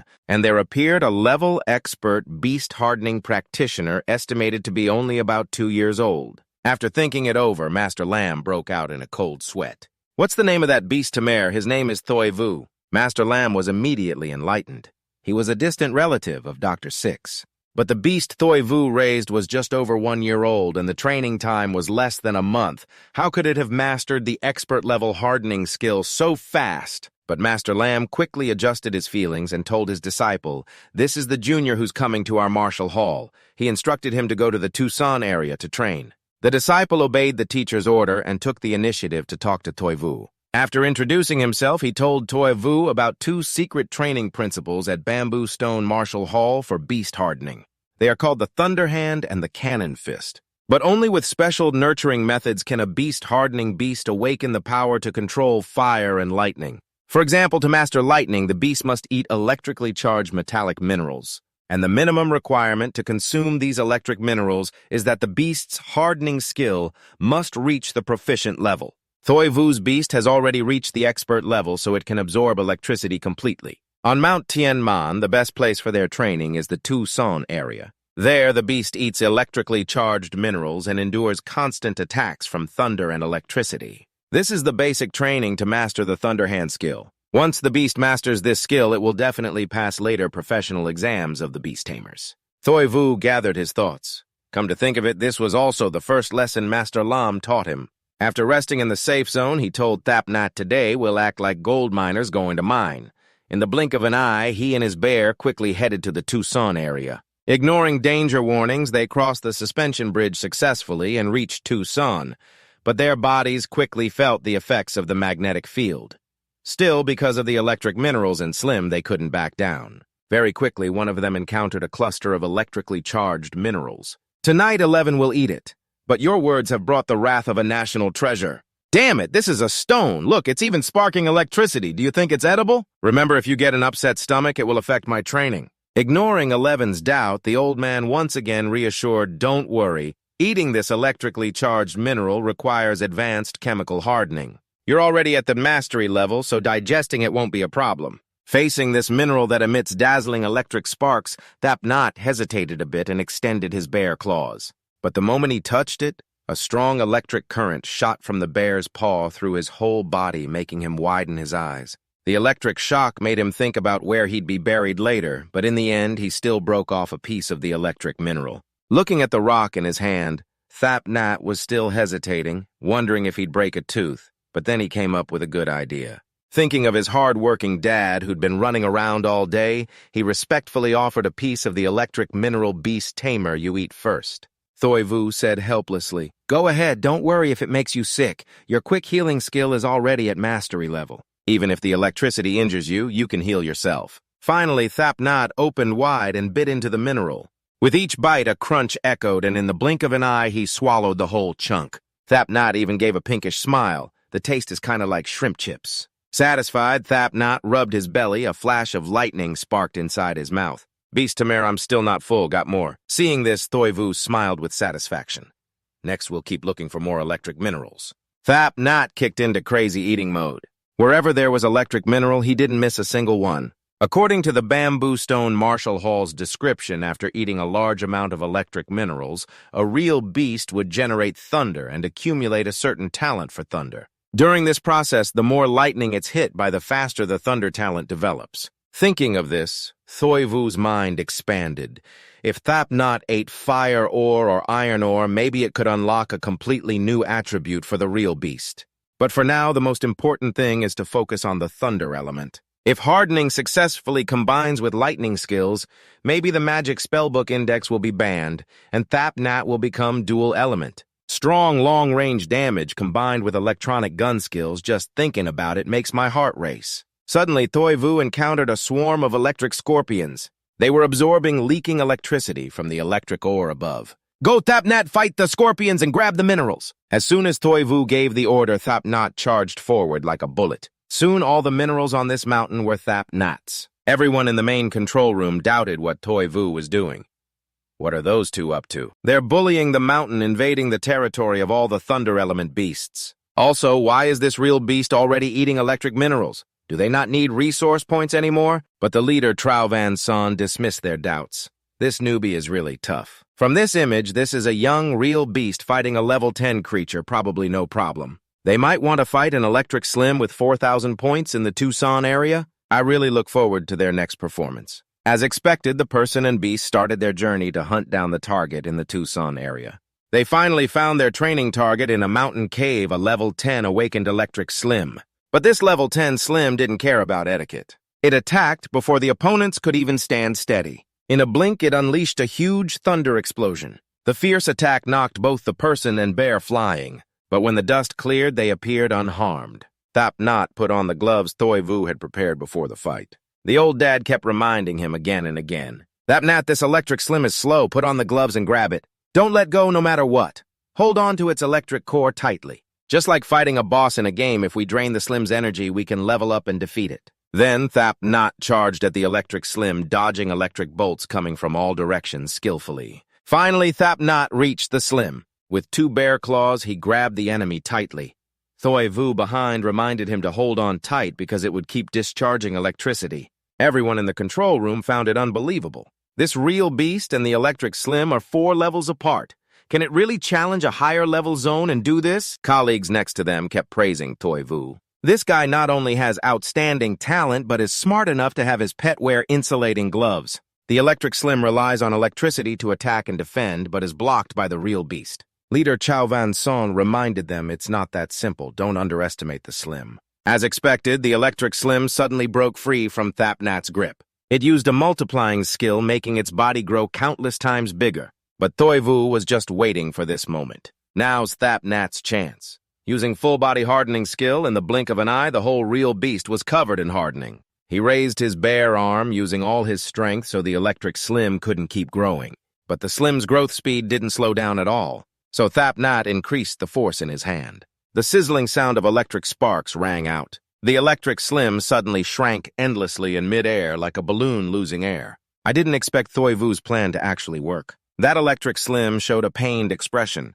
Clearly, Thap Nat's draining move had an effect. Slim's body returned to its normal size. Everyone in the control room, though they predicted the outcome, were still very surprised. Even though that electric slim lost a lot of energy, that beast definitely wasn't doing any better. Leader Van Son also commented that both sides were equally damaged. But no one expected that thanks to Thoi Vu's copying skill, Thap Nat already had healing system abilities. The rapid healing ability activated. A swirl of jade-green energy surrounded Thap Nat. The beast turned its face to the sky and let out a roar. Then its blood fully recovered. The electric slim also steadied itself. It turned around and launched a powerful lightning attack again. But Thap Nat used the same trick again, steadily closing in on Slim. This time, Slim was smarter. Instead of waiting for Thap Nat to get close, it used the multiplication skill. But Thap Nat's bare paw, charged with power, blocked Slim's move once more. They were locked in the stalemate for a moment. Everyone in the control room noticed something strange about the beast. Normally, even an advanced petrification couldn't defend against such a massive electric discharge. Could it be that this beast had strong insulation abilities? Or maybe it ate some kind of mineral that made it completely immune to Slim's electricity. While everyone was discussing this heatedly during the struggle, Thap Nat persevered till the end. It captured the electric Slim. Thap Nat hugged Slim and then fell hard onto the ground. Thap Nat finally achieved a glorious victory. It smiled with satisfaction. Success. The beast tamer, the old dad, rubbed his pet's head. Good job, Thap Nat. While everyone in the control room was distracted, Thoi Vu placed his hand on the electric Slim's head. You successfully copied 2 skills. Then the system announced the skills were recorded. The multiplication skill is an advanced level special ability that can shrink or enlarge the body. In the shrunken state, strength decreases, but energy recovery speeds up. In the enlarged state, strength increases, but energy consumption rises as well. The ultimate universal skill has finally arrived. The two not only defeated Slim, but Thoi Vu also tortured a level 10 creature. Watching Thoi Vu's performance from the control room, Van Son, the head of this exam round, and the professional beast tamers below him were all sweating cold. Are they really rookies? After just one day, they've already wrecked the wild boar forest in Tucson area? The real monster is actually a beast living in the mountain cave where Slim Electric hides full of electro minerals. These minerals are enough to give 11 a full, satisfying meal. Of course, if he can't finish it, he has to pack it to take home. As for how to handle this slim electric, Thoivu suddenly smiled. I'll give you 2 electric mineral stones a day as food, but you have to discharge as much electricity as you consume. Later, we can use it as a power generator. The generator can help train Eleven's electric resistance a bit. His innate lightning talent combined with rapid healing skills can let Eleven recover from electric shock injuries as fast as possible. By then, Eleven can train with electricity without holding back. Seeing the terrifying person in front of him, Slim felt like a sheep trapped in a tiger's den. I may not be human, but you definitely aren't. Thoivu also came up with a new training method. You help Eleven tie up Slim tight. Tonight we'll camp here. After dinner, we'll start the new special training. Nghiem Tae in the main control room was also very surprised by Thoivu's latest special training. He just told Thoivu, feed the beast electric mineral stones, then temper it in lightning to boost its lightning talent. I didn't expect this guy to defeat the Slim Electric and even use it as a power generator. Early the next morning, Thoivu took 11 to catch all the Slim Electrics in the Tucson area. As long as we don't feed them too much, their power will stay at a manageable level. 11 ate the electric mineral stones while tempering himself against the electricity Slim Electric emitted. Stimulated by dual electric therapy, his lightning talent kept increasing. 11 suddenly clenched his fists, and a few streaks of lightning shot out from his hands. Even 11 couldn't believe it himself. He held out his chubby hand. The intermediate lightning hand skill was mastered by 11 in just 2 days. Thoivu carefully observed the electricity coming from 11's hands. Awesome, son, you've mastered it this quickly. No more training, hurry back to the safe zone and get the details. Nghiem Tae returned to the safe zone with 1 person and a bear. He immediately met Nghiem Tae acting as a guard. Nghiem Tae looked at him with cold sweat, staring at 11 as if he saw a ghost. How is this possible? It's not scientific. After just 1 day, your beast has awakened its lightning talent. According to normal theory, just eating electric mineral stones and getting shocked can't so easily awaken lightning talent. Otherwise, there wouldn't be so many beasts with lightning hand skill in the Bamboo Stone Martial Hall. Nghiem Tae looked up and shouted in anger. Why is your beast so different? Even though we've watched it through cameras constantly fighting training and eating minerals, it still doesn't make sense. Thoivu guessed the reason might be the rapid healing ability. Wood system skills rapid healing represent growth and vitality using one's own life force. In the 8 later monsters, lightning is the shock monster. 5 elements belong to wood. The electric training injuries are healed by wood system healing skills. They probably triggered some kind of magical reaction, shortening the time for 11 to master the lightning hand skill. Of course, I've never trained a beast scientifically before. Looking at the constant electricity coming from 11's hands, Nghiem Tae explained again. Although 11's lightning hand power looks weak, it's already at the novice level. When the hand can withstand electricity stronger than lightning, condensation will create a strong tingling, prickling sensation. At that point, it can almost fully unleash the power of lightning hand. Thoivu suddenly understood. He thought he'd have to go to the Martial Hall to copy the lightning hand skill, but 11 was able to grasp it on his own. Looks like there are certain connections between different skills. This outside test was really worth it. 11's awakening of the lightning hand was also helped by the green silk moth. The last day of training must be a thoughtful feast. And just like that, the family set out again to find materials on Mount Tianman for the green silk moth's evolution. Unlike 11, you're classified as a battle pet. You train according to battle pet standards, focusing on boosting your combat abilities. But for the green silk moth, Thoivu doesn't think he'll train it into an ordinary battle pet. Instead, he should choose a rare and valuable evolution path. For example, the goddess of light, a butterfly that can control light and create illusions. It has many uses and can serve as a personal bodyguard for the beast tamer. There's also the ice phoenix butterfly that has long merged into mythology. It can jump from the lowest level to become a noble royal class race. If the compatibility between Thoivu and the pet is high enough, they might add a few rare attributes, like space-level, time-level abilities that could make them even stronger. But the key to all this is skill and materials. It's expected that the rarest materials can only be demanded from Luktan Y. And the most important thing is to train the green silk moth's silk spinning skill to the highest level. Thoivu pulled out the hunting guide again.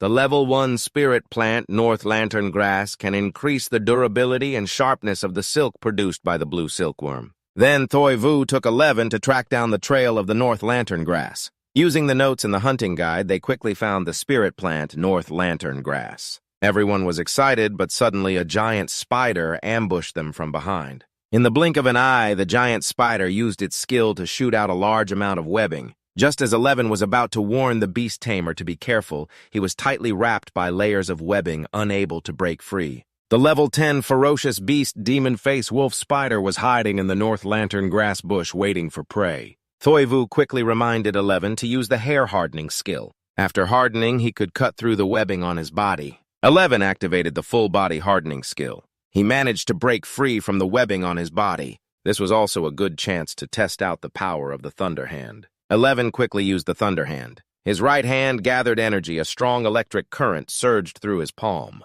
But the power of the Thunder Hand wasn't enough. Instead, 11 took a direct hit from the demon-face wolf spider. Thoivu saw 11 had to keep retreating. He suggested again to try to lure the demon-face wolf spider into falling through the air. 11 didn't understand Thoivu's strategy. Thoivu explained that what 11 needed to do was when he had the chance to make it fall mid-air. He could use a combo skill of hardening and Thunder Hand. This was a good opportunity to try this skill. 11 quickly understood. His fighting spirit surged and he charged forward. But the demon-face wolf spider didn't give him time to catch his breath. It spit out webbing and tightly bound 11 again. But 11 had already activated super strength. He leaned to the side and dodged the web attack. In a flash, he grabbed the webbing and rolled it into a rope coil. Then he pulled the webbing and threw the demon-face wolf spider into the air. Thoivu shouted loudly, reminding 11 that now was the time. 11 followed the order, keeping both hands charged with Thunder Hand. At the same time, he used his body's strength to spin around. Finally, he imagined himself like a cannonball being shot out. 11 quickly grasped the essence of the hardened state, spinning at high speed combined with Thunder Hand. He was like a thunderstorm tornado, sweeping away everything in front of him. A loud boom rang out. Thoivu knew the new combo skill had succeeded. But 11 still lacked the skill to predict danger. There's still some stuff that needs to be added in future training sessions. After the fight, both the guy and the bear gave each other a thumbs up. Then they started some polite flattery. They returned to the safe zone once again. As expected, they still held the top spot on the leaderboard. 4 level 15 fierce beasts, a long-horned boar, plus a bunch of resources. Although Sun Slim used a few tricks, the fight against the demon-faced wolf spider proved their true strength. Chao Van Son, the person in charge of this test, highly praised Thoivu. The trainee beast tamers training at the Tianman mountain base all have pets that aren't very high level. But Thoivu went up 4 levels to hunt down 4 level 10 fierce beasts. That totally deserves the first place. I wonder how he'll perform in the upcoming relic exploration. The Tianman mountain test ended perfectly like that. Please head down the mountain one by one. Follow the guard's instructions. It's over now. Finally done. Oh my God, I've been eating fruit for 2 whole days straight. I feel like puking. I want to take a shower. If I can't shower soon, I'm going to die. Mosquitoes really love me. After just 3 days, I already have 49 mosquito bites all over. This training was tough on me, so I might as well use part of that 10 million reward to treat myself. I should also buy some health supplements. I think there were 100 people who entered the mountain initially. Now there are only 73 left. If nothing unexpected happened, the rest must have dropped out halfway. Maybe they couldn't handle the wild environment. Or maybe they got injured during the training. They had to quit the test. Being able to stand here means they still have some potential. Thin Man Mountain is just an artificial training environment. If you can't even handle this, then forget about exploring relics. And don't even dream about joining the professional exam later. Better to just go back and take care of your pets. All right, next. If you want to know your exact accumulated score rank, you can check the results posted on that wall. After the contest ends, everyone gathers to hear the announcement of results. Thoivu also stepped forward. The top 20 get to qualify for the relic exploration next week. Next week, they will lead everyone into the relic for the first time. For details, please pay attention to the association's announcement. This training contest ends here. After exchanging your accumulated points, you can leave. First place, Thoivu Trainee Beast Tamer accumulated points 20,000. Second place, Defy Trainee Beast Tamer accumulated points 94 on 13. Third place, Lumi Trainee Beast Tamer accumulated points 5354. Fourth place, Suhut Tam Trainee Beast Tamer accumulated points 5320. Fifth place, Trung Dien An Trainee Beast Tamer accumulated points 2,000. First place, Thoivu 20,000 accumulated points. Who's Thoivu? No idea. Not a student from our school. Not a student from our school either. Just the first place in a small training test. That's all there is to it. Better hurry and exchange those points for cash to recoup your investment. Then Thoivu turned and left. At that moment, Tron Kai spotted him too. He shouted, "Whoa, it's Thoivu," making the young guy run off like a bat out of hell. Tran Kai was immediately questioned by other contestants on the spot. 20,000 accumulated points is equivalent to 5 level 10 awakened fierce beasts. Why do I feel like I worked hard for a whole week, but I'm only getting farther and farther behind him? Who is this guy? He's a beast tamer from a key school in the city. I bought the Spirit Link energy on his recommendation to train my pet. Turns out he's really good, no wonder his beast armor broke through. After hearing this, the three of them recognized Spirit Link energy, right? Their eyes lit up and they demanded Tran Kai introduce it quickly. At this moment, the young man Thoi Vu came over to exchange points. The chubby guy raised his hand to call Thoi Vu. It's me, I'll exchange points for you. Right, I already told Master Lamb about your real pet holding the Thunder Leader. What did Master Lamb say? He said if you have time, come by the dojo. He has some special nutritional foods there and is eager to teach you the Thunder Leader skill. All right, what else can you say? After exchanging points, the young man left in a good mood. I can already guess the skeptical look on Master Lamb's face. This little guy probably won't get up again. That young Master Lamb must be the father of that Panda senior, right? I wonder if besides Thunder Leader, he has any other advanced skills I can learn. After all, he's among the best beast tamers in Bin Thon, so he must have some unique secret techniques. Enough about that, at least this time I can finally get back to human civilization. Thinking about that, the young man remembered warm showers and normal food, which is mostly seafood anyway. Big Bed, I've been away from you for way too long. Camping outdoors is really not a place for humans. Once I have the money later, I definitely want to make a mechanical life contract something to switch over to the mechanical division. It has to be like the Vajra transformation, able to turn into a battle form, but also transform into a plane or car for transportation and even a house to live in. That way, when we go camping in remote wild places later, it'll feel like living a modern life. That night at Thoi Vu's house, if a week later we lead those who pass this test to the ruins, isn't that a bit rushed? The angel Thoi Vu appeared saying to wait a bit longer before going. The demon Thoi Vu also appeared insisting you must go and stop holding yourself back. Forget it, Lu Than. Why said the ruins aren't dangerous, just a training type site. I'll just go there to look around, no intention of doing anything reckless, so it should be fine. But no matter what, we'll still have to spend some resources next. This 10 million yuan can last a long time as long as I don't buy high-grade evolution materials for the youth bug. I can get a lot of stuff. Sure enough, for the happiness of the whole family, the youth bug should figure out its own path to evolution. If things go well, it might even find suitable evolution materials inside those ruins. It's all a reasonable investment. The ruins in Bin Thon area have opened, and those wanting to explore can sign up for the practical combat training test of the Beast Taming Association.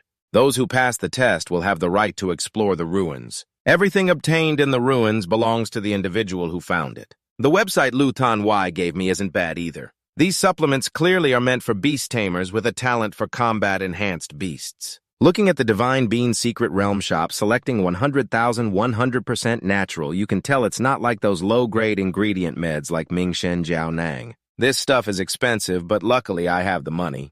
Is the supernatural plant creature, the little ginseng, necessary? Royal jelly from the 100-Flower Queen, storm frog oil from Long Oa Village Sky Tribe, Azure Dragon, and Divine Bean from the Secret Realm can help beast tamers recover stamina and energy in the shortest time when they're exhausted. At 100,000, it helps restore the body to its best condition. Why does Thoi Vu's expression look more and more grim as I look? Why does this look so familiar? Strange supplement items. But also very familiar. The price went up again.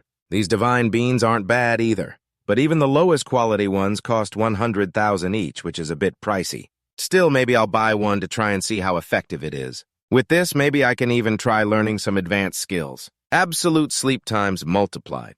Threat-type skills, maybe I should pick one to learn first and see how it goes. Chuchi has already lost over 1,000 NDT. The reward is 10,000 NDT. That's almost a tenth of gone. But these nourishing items can be used to teach advanced skills. For Shi Yi, might as well train everything at once to increase skill proficiency. All of this is worth it, absolutely worth it. These are even the cheapest nourishing items. After finishing the selection, Shi Yu started feeling tired. He began to drift off to sleep. Snoring filled the entire room, deep asleep, dreaming of some pretty girls when bam. This panda is so bold. Do you have to stomp on my stomach like that to wake me? Wake up, Beastmaster. Wake up quickly. You've been sleeping all day. Get up and cook some food. At this moment, Shi Yi was extremely angry. Sure enough, training takes a lot out of you. All right, I'll cook for you now. There's still time for one more training session. Energy restored. Today won't be wasted. The next day, Shi Yu woke up full of energy. Today, he would take Shi Yi to Bamboo Stone Martial Hall. See what's up. Maybe snatch some iron bamboo while we're at it. Lately, Shi Yi's appetite has been growing more and more. Right on cue, the phone rang. Huh. The nourishing items I ordered the other day, delivery already, that was fast. Ah, the courier's location is already at my house. A voice echoed from afar, preparing to land. Passengers below, please be careful. Shi Yu looked up into the sky. It was a gliding wing in the sky. A huge bird carrying a package flew down. Your order has arrived. The courier landed and took out the items for Shi Yu. Hello, here's your order. Please sign for it. Can't believe they're using a superpowered creature for delivery. Hey, are you a professional beastmaster? Yes, I just got the job this year. If anything's not perfect, please forgive me. Green bean. In this world, even the entry level for couriers is this high. But the pay must be really good, huh? Anyway, the resources from that site are all top quality. Looking at Shi Yu, the courier thought to himself, this customer must be a trainee beastmaster. Why else would he buy so many high-level nourishing items? Even a professional beastmaster wouldn't use this many. Forget it, whatever, not my business. He can't be weak at just this rank, right? Before flying off, the courier didn't forget to send his best wishes. Well then, I wish you a happy life. Shi Yu waved back in thanks. After receiving the items, Shi Yu opened the box. Looking at what he ordered, he pulled out a jar containing green beans. Here it is. Hey, Shi Yi, come over here, quick. Shi Yu looked back inside the box. There was a skill to multiply states. It can teach intimidation skills, has the potential of a king. Together with the absolute sleep skill, it can boost training efficiency next time. So now, this multiply skill seems even more interesting. After all, with so many nourishing items, there are a total of 3 advanced skills. Whether learned early or late, it's all the same. In the enlarged state, Shi Yi can enhance combat ability. In the minimized state, recovery speed can increase. Learning this skill first isn't a loss. Thinking this, Shi Yu popped a bean into his mouth. Then placed his hand on Shi Yi's head. The training book was worn out. The Beastmaster wants me to just sit here and benefit. I just started training as a Thunder Beastmaster. Now he wants to use external catalysts to corrode my mind. Really, whatever at worst, I'll try to multiply later. The training book was used. The skill is cooling down. Training skill cooldown 168 hours. Training skill cooldown 24 hours. Training skill cooldown 8 hours. Training skill cooldown 48 hours. After Shi Yi finished training, looking at the cooldown time made Shi Yu pale. He thought the max cooldown would be 72 hours, but it's more than double that. No choice, I need to eat another magic bean soon. Shi Yu ate another bean and his body started recovering. Training skill cooldown 48 hours. Seems like advanced skills are the absolute limit for training right now. Before physical strength improves drastically, even with better supplements, super-level skills are definitely off limits. Ah, that's life. Looking back at Shi Yi, it had started learning. Its eyes closed tight, then its whole body glowed and sparkled. It looked very satisfied. Shi Yu asked, you got it down. Try getting bigger. Shi Yi started flexing its butt muscles, liking the attention. Its limbs began to grow larger, finally radiating intense energy. At this moment, Shi Yi was very confident. With this strength, next time it faces those long, spiked boars, it can knock them away with one punch. But not even a minute into being big, its stomach started growling with hunger. Looks like growing big uses up a lot of energy. All right, shrink back down and see. Shi Yi obeyed immediately and shrank down. Seems like multiply skill at beginner level can double its size. Shrinking it by half is already pushing the limit. Looks like I still lack some mastery in the skill's doubling effect in my heart. But it's already pretty good. After all, I just learned it recently. Well then, let's go eat. If you keep eating like this from now on, maybe you can save quite a bit of food. Aunt Beast Tamer, you're playing dirty. Toy Vu pulled out his skill book to check again. Skill cooldown is 48 hours. One spirit bean can make up for 120 hours during weakness. If I take another one, would it instantly restore vitality, maybe even boost my spirit beyond the original state? The manual says you can actually use many of them while weak. Until you fully recover, that's when you stop. This lowest grade spirit bean taking 2 or 3 at once probably wouldn't overdose, right? Wait a second. The effect of the spirit bean is clearly greater than the 48-hour weakness. Using too many would be too much of a loss, wouldn't it? Seeing the 1,000 cost Toivu's expression darkened. The manual doesn't say if you can split them to use partially. If you have to use them whole, wouldn't that waste some of my 10,000 NDT? The price of one spirit bean is 100,000 yuan. Even the little easy-to-penetrate ones must be around 50,000 yuan each. So maybe I should switch to another supplement item instead. No, even those easy-to-penetrate ones aren't that reliable. Though the queen bee has queen in its name, it's not a monarch-level creature, just a commander-level one. This creature develops by absorbing nectar from various rare flowers. What's called royal jelly also goes by other names like bee queen honey or phoenix honey. Even in my previous life, it was considered a tonic. And in this world, its tonic effects are even stronger. Cooldown time for skill training is 46 hours, definitely worth the money. You really get what you pay for. Those spirit pupae I bought at the shop only forced spirit recovery based on drug effects. Not to mention that they don't have the strong cooldown reduction like the spirit beans. I don't need to go to that shop anymore, and I can stop dealing with those weird looks from the staff there. Looks like 1/10 of the 10 million reward, and the young man inside didn't benefit much. The rest was all spent on buying higher-priced supplements. So it seems I'm probably the only beast tamer who can make supplements this effective. Next, I'll burn through all the cooldown time from the book. Then I'll continue organizing other skills. Thoi Vu lifted a strange package. There's stuff here too, did I buy this? On the package, it says, looking forward to your next performance. This is a new battle uniform. I ordered it specially for you. Keep it up, your secret fan!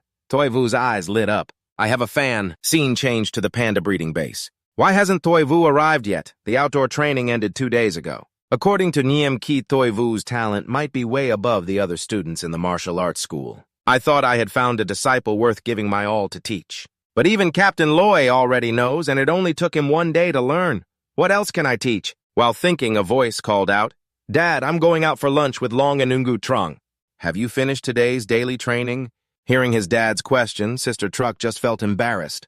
This 18-year-old daughter passed the professional beast tamer exam, but chose to study breeding. She also picked evolutionary research, wanting to study the evolution methods of the real beast. At first, I didn't understand why I agreed with her. In the end, neither side succeeded. The strength declined, and the evolutionary path still hasn't yielded results. Thoi Vu, you know the person named Thoi Vu, right? Dad remembers you mentioned him before. There was a very obedient real beast taken away by someone named Thoi Vu. Before Tu Truk kept talking about it to me. It wasn't until Luke Tan Wai spoke up that I investigated and found out it was the same person, really him. You still remember, why does he want to join our martial arts school? No, I just received a commission to guide him to grow up. Right after he left, do you know how that real beast has developed? I'm not sure, but I told them if there's any problem, they can come to the real beast breeding base to ask any time. If he hasn't come back, everything must be normal, right? How could it be normal? It's way too abnormal. That guy Thoi Vu and that real beast took part in the training test at Thien Ham Mountain, organized by the Beast Tamer Association a few days ago, and got first place. No way that real beast only awakened to level 3 a month ago. At that stage, I doubt even a wild boar could beat it. Though I highly respect that real beast first place. Unbelievable. There's no growth rate that fast. I also find it hard to believe. But he'll be here soon to say hello, and then everything will be clear. This group, if they're even half as good as the legendary Thoi Vu, that would be great. Growing deeply and mastering the elite rank, Captain Loy really can't believe it. So what about the fish? Don't go. This is a rare chance to meet a prodigy. Compared to eating, this is way more important. Who exactly are this Thoi Vu and that real beast? Truck really wants to get to know them soon. Is Dad really standing up today, daring to go against Mom's wishes? Aren't you afraid you'll have to sleep on the floor tonight? But I told Mom you'd go with me. Where do you want to go? Tell that Thoi Vu to come this afternoon. I'm a bit hungry too. That afternoon, Thoi Vu did come by.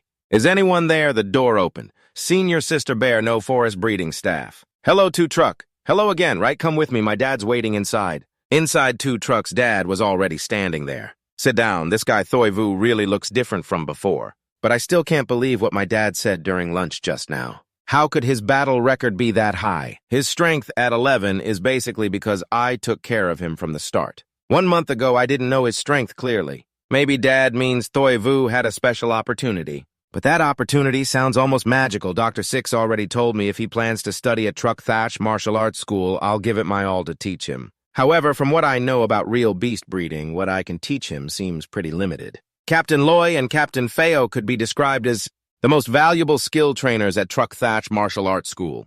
They're dedicated to the real beast. Also, even though the nutrition products used in breeding are expensive, their value is still a bit less compared to skill books. Plus, there are quite a few substitute products. You're too polite, teacher. Moving on, all 3 training fields at Truck Thatch Martial Arts School allow you free use of training machines.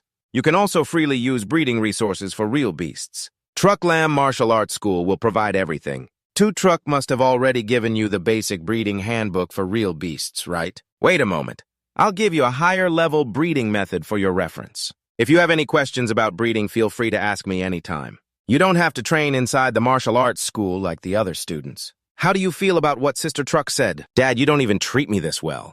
Master Lamb didn't answer, only silently thinking that treating a genius requires a special approach. Right now, Thoi Vu Jerry Lee thanks Master Lamb, the owner of the martial arts school. The conditions you set really suit me. Meals covered, training space provided, and no restrictions on freedom. Not only that, there's a Grand Master Beast Tamer available anytime for consultation. This deal is truly perfect. Looks like I can spend all 10 million on nourishment supplies. The 11th Bureau's nourishment resources are all set. It's just that the 11th Bureau's appetite is pretty big. I wonder if the school can handle it. It's fine for now. But I'm afraid once the 11th Bureau starts enjoying his meals, he'll eat twice as much. As for food, there are plenty of young guys and bugs everywhere outside. 11th Bureau's Reserve Member Certification, top grade number 01. Looks like joining the 11th Bureau really was the right choice. Otherwise, I might still be resting and recovering right now. If I'm not mistaken, your beast has already learned Thunderstrike, right? Also, the mastery level of the hardening skill seems to have reached expert level, hasn't it? Yeah, listening to you two talk is making Sister Truck sweat. What's going on? The more they talk, the more unreal it sounds. Then maybe your beast should focus on training the Thunderstrike skill first. Learning Thunderstrike is a bit easier than learning the Breaking Fist skill. Trying to learn too much at once will just overwhelm you.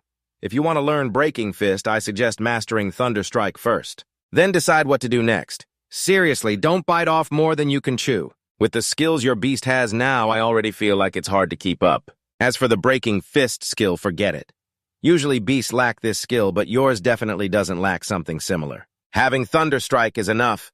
There's no need to learn the fire-based Breaking Fist skill to boost attack power. Even if there's a need, it should wait until you acquire more advanced skills first. There are very few records about Thunderstrike skills in the outside world.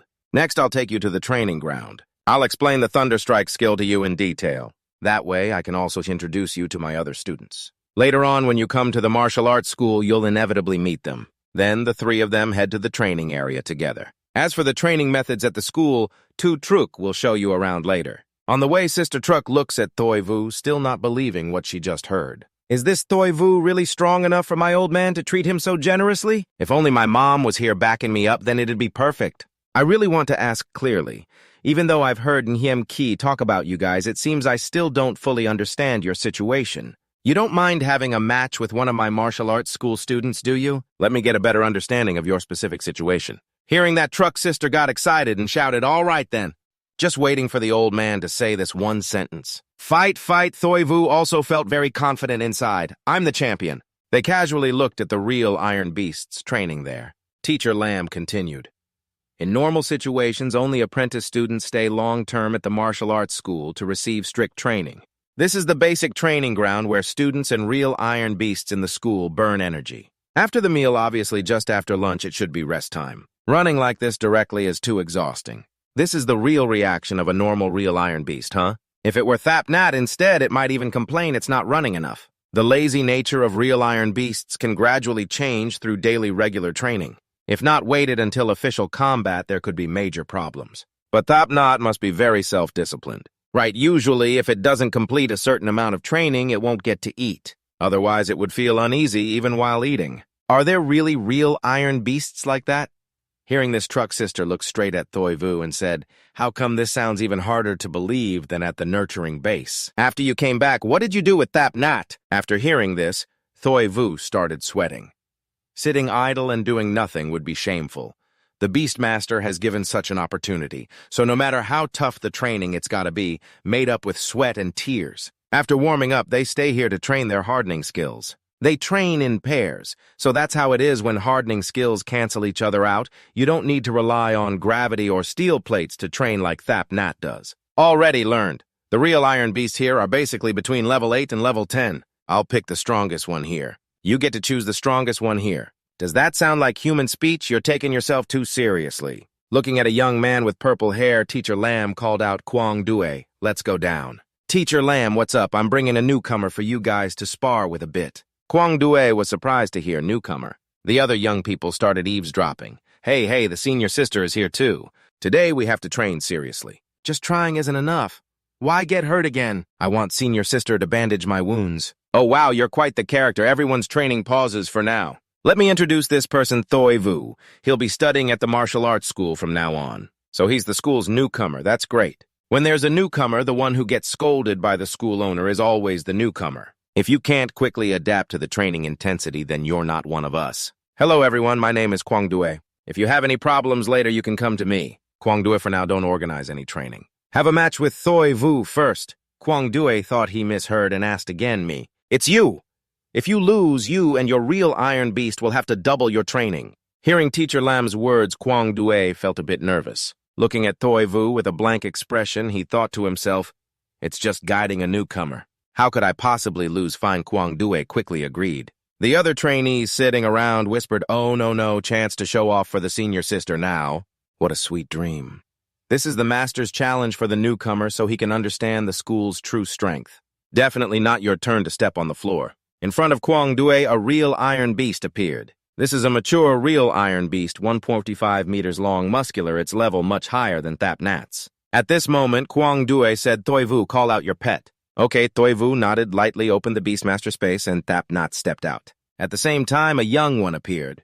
Yeah, the trainees outside started judging Thap Nat's real Iron Beast, which looked only awakened to about level 6. Sure enough, a newcomer. Kwang Due's real Iron Beast is level 10 awakened. Mastering hardening skills at a proficient level isn't that an easy win. Seeing Thoi Vu's real Iron Beast appear, Kwang Due suddenly started sweating. Teacher Lam and Truck's sister outside also eagerly awaited the upcoming fight. Kwang Due said to Thoi Vu, you attack first, but he thought inside better to let the newcomer go first. If we want to test strength, we can't just strike first and instantly defeat the opponent, right? Thap Nat Thoi Vu didn't hesitate, directly ordered Thap Nat to attack. In the blink of an eye, Thap Nat moved like lightning toward Kwang Due's real Iron Beast. Teacher Lam and Truck Sister outside watching were amazed at Thap Nat's speed and explosive power. Kwang Due is a senior trainer, so he's very confident in his real Iron Beast. He immediately ordered the real Iron Beast to block. Although this small real Iron Beast looked very powerful in its explosive strength, it was still just a young real Iron Beast of Kwang Due. At this moment, it stood still, directly using full-body hardening to block a punch from Thap Nat. Kwang Due thought to himself that he still had great confidence in the hardening skill of his real Iron Beast. Thoi Vu then said to Thap Nat, Thap Nat, you know what to do.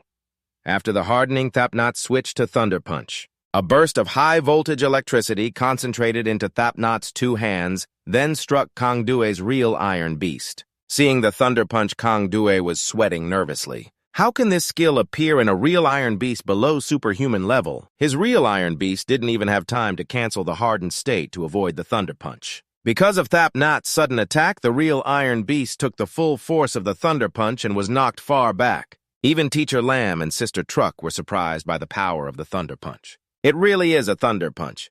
I didn't expect a level 6 real Iron Beast still inexperienced to control Thunder Punch impressive. And this Thunder Punch was powerful.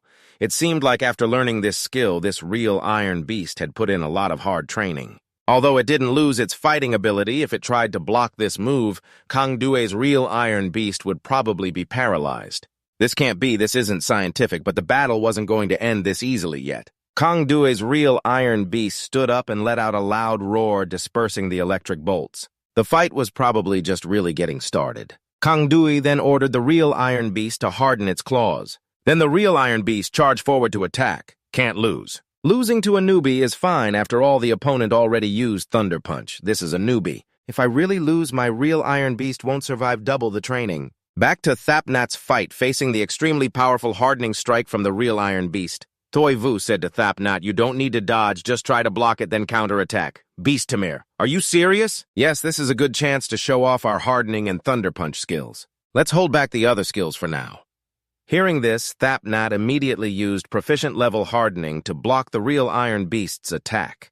This swipe from the real Iron Beast only left a small scratch on Thap Nat's body. At this moment, Kwang Due couldn't believe his eyes. How is this possible? Not only does he control Thunder Punch, but his hardening skill proficiency is very high, too. Their hardening skill proficiency is unexpectedly much higher than ours. The first strike Thap Nat blocked already showed his hardening strength, but on the second strike, Thap Nat used his small body to sit down and dodge the attack. Then, from below, a weakness in the real Iron Beast was spotted. 11 immediately gathered lightning into his fist and with an upward punch knocked the real Iron Beast out cold, sending it flying right in front of Kwang Due, who was shocked.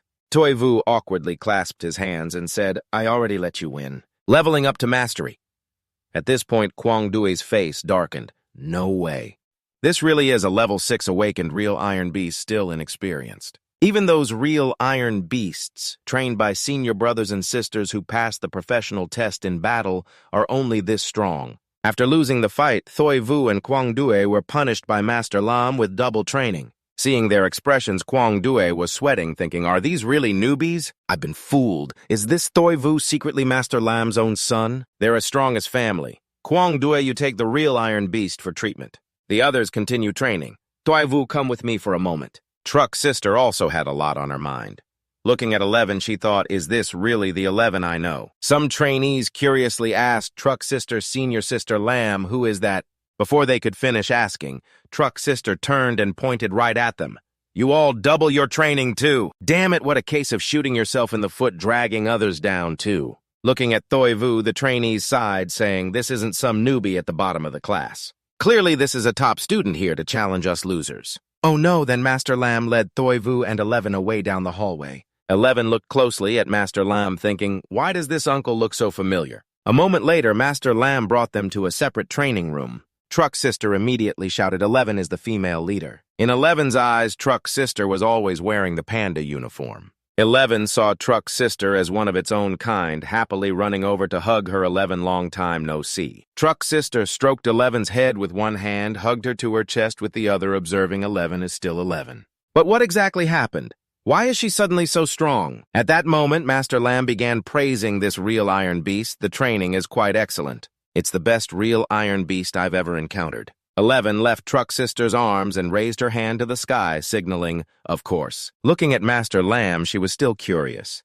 This uncle seems familiar from the breeding base, but I'm not sure exactly who he is. Receiving the compliment, Thoi Vu thanked Master Lam. Master Lam continued, in short, you all have a very bright future ahead.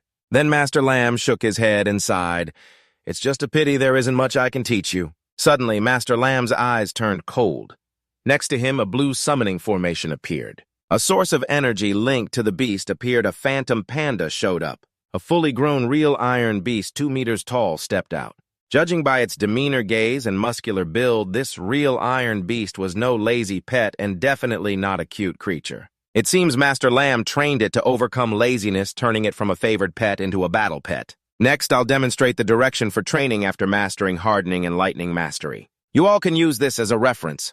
At the same time, Thoi Vu and 11 both looked toward Master Lam's real iron beast. This is a battle pet real iron beast Master Lam's own. This beast's whole body was filled with high-intensity electric lightning blending blue and white. Master Lam continued, different mastery milestones of hardening in the basic training manual are clearly recorded. As for lightning mastery, your real iron beast is currently at the entry level with an attack that releases a burst of chaotic high-intensity electricity that can paralyze the opponent.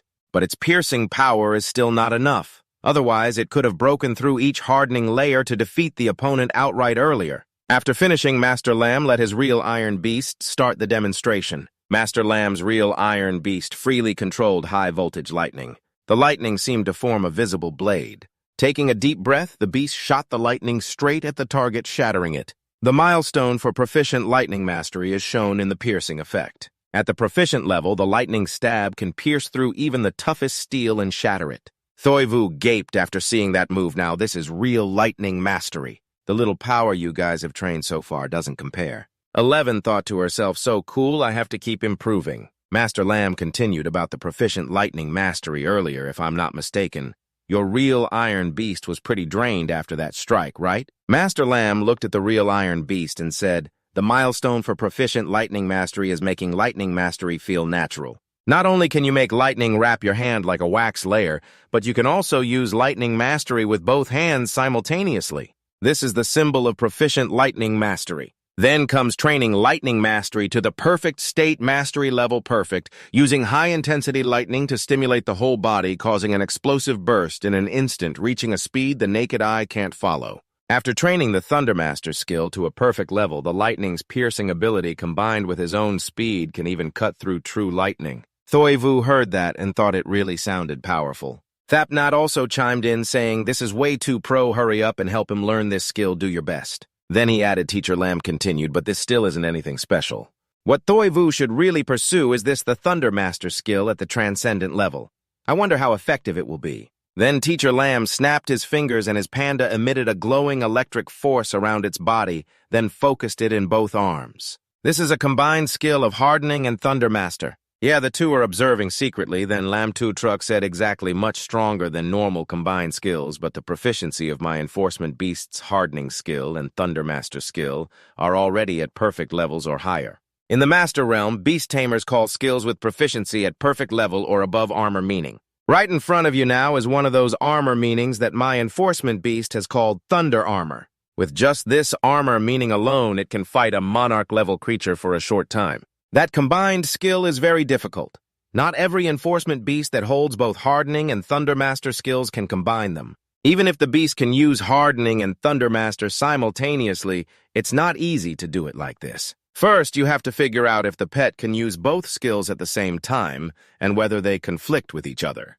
To resolve this conflict, you definitely need to increase the proficiency of the skills. Only when the skill proficiency is high enough, after the pet masters one skill extremely well, can it combine that skill with another to use together. The higher the skill proficiency, the better the completion level of the combined skill. There's a saying in the beast taming world, combined skills might not be the strongest skills, but they are definitely the most powerful. Because of that, based on this saying, senior beast tamers named the combined skill formed by two perfect level skills, armor meaning. Whether a pet can master armor meaning and whether the armor meaning is strong is always the key factor in evaluating a beast tamer's training level at a higher level. Teacher Lamb beside him thought about the term armor, meaning with someone even professional beast tamers aren't like Thoivu. Clearly that was said a bit too early actually, even for professional beast tamers, it's way too early. After all, normal professional beast tamers might not even be able to train their pet skills to a perfect level. But with Thoivu's talent, if he works hard in this area, it definitely won't be a problem for him to broaden his horizons. Now Thoivu said this thunder armor feels like it could be perfected a bit more. Hearing that all three of them were stunned and asked why he said that. He thought it was because the Thunder Enforcement Beast's eyesight wasn't that good. Just now at that speed, could it even control its own movements? But Tutruk believed there was no perfect thunder armor. This move is already very good for dealing with opponents who are big and not very fast. However, he said if there was some kind of sensory skill, it could predict the enemy's actions or know exactly where they are. Then the effect of the thunder armor would probably be even stronger. Perfect hardening, perfect Thunder Chief level, perfect supervision level. That kind of feeling would be the most perfect thunder armor.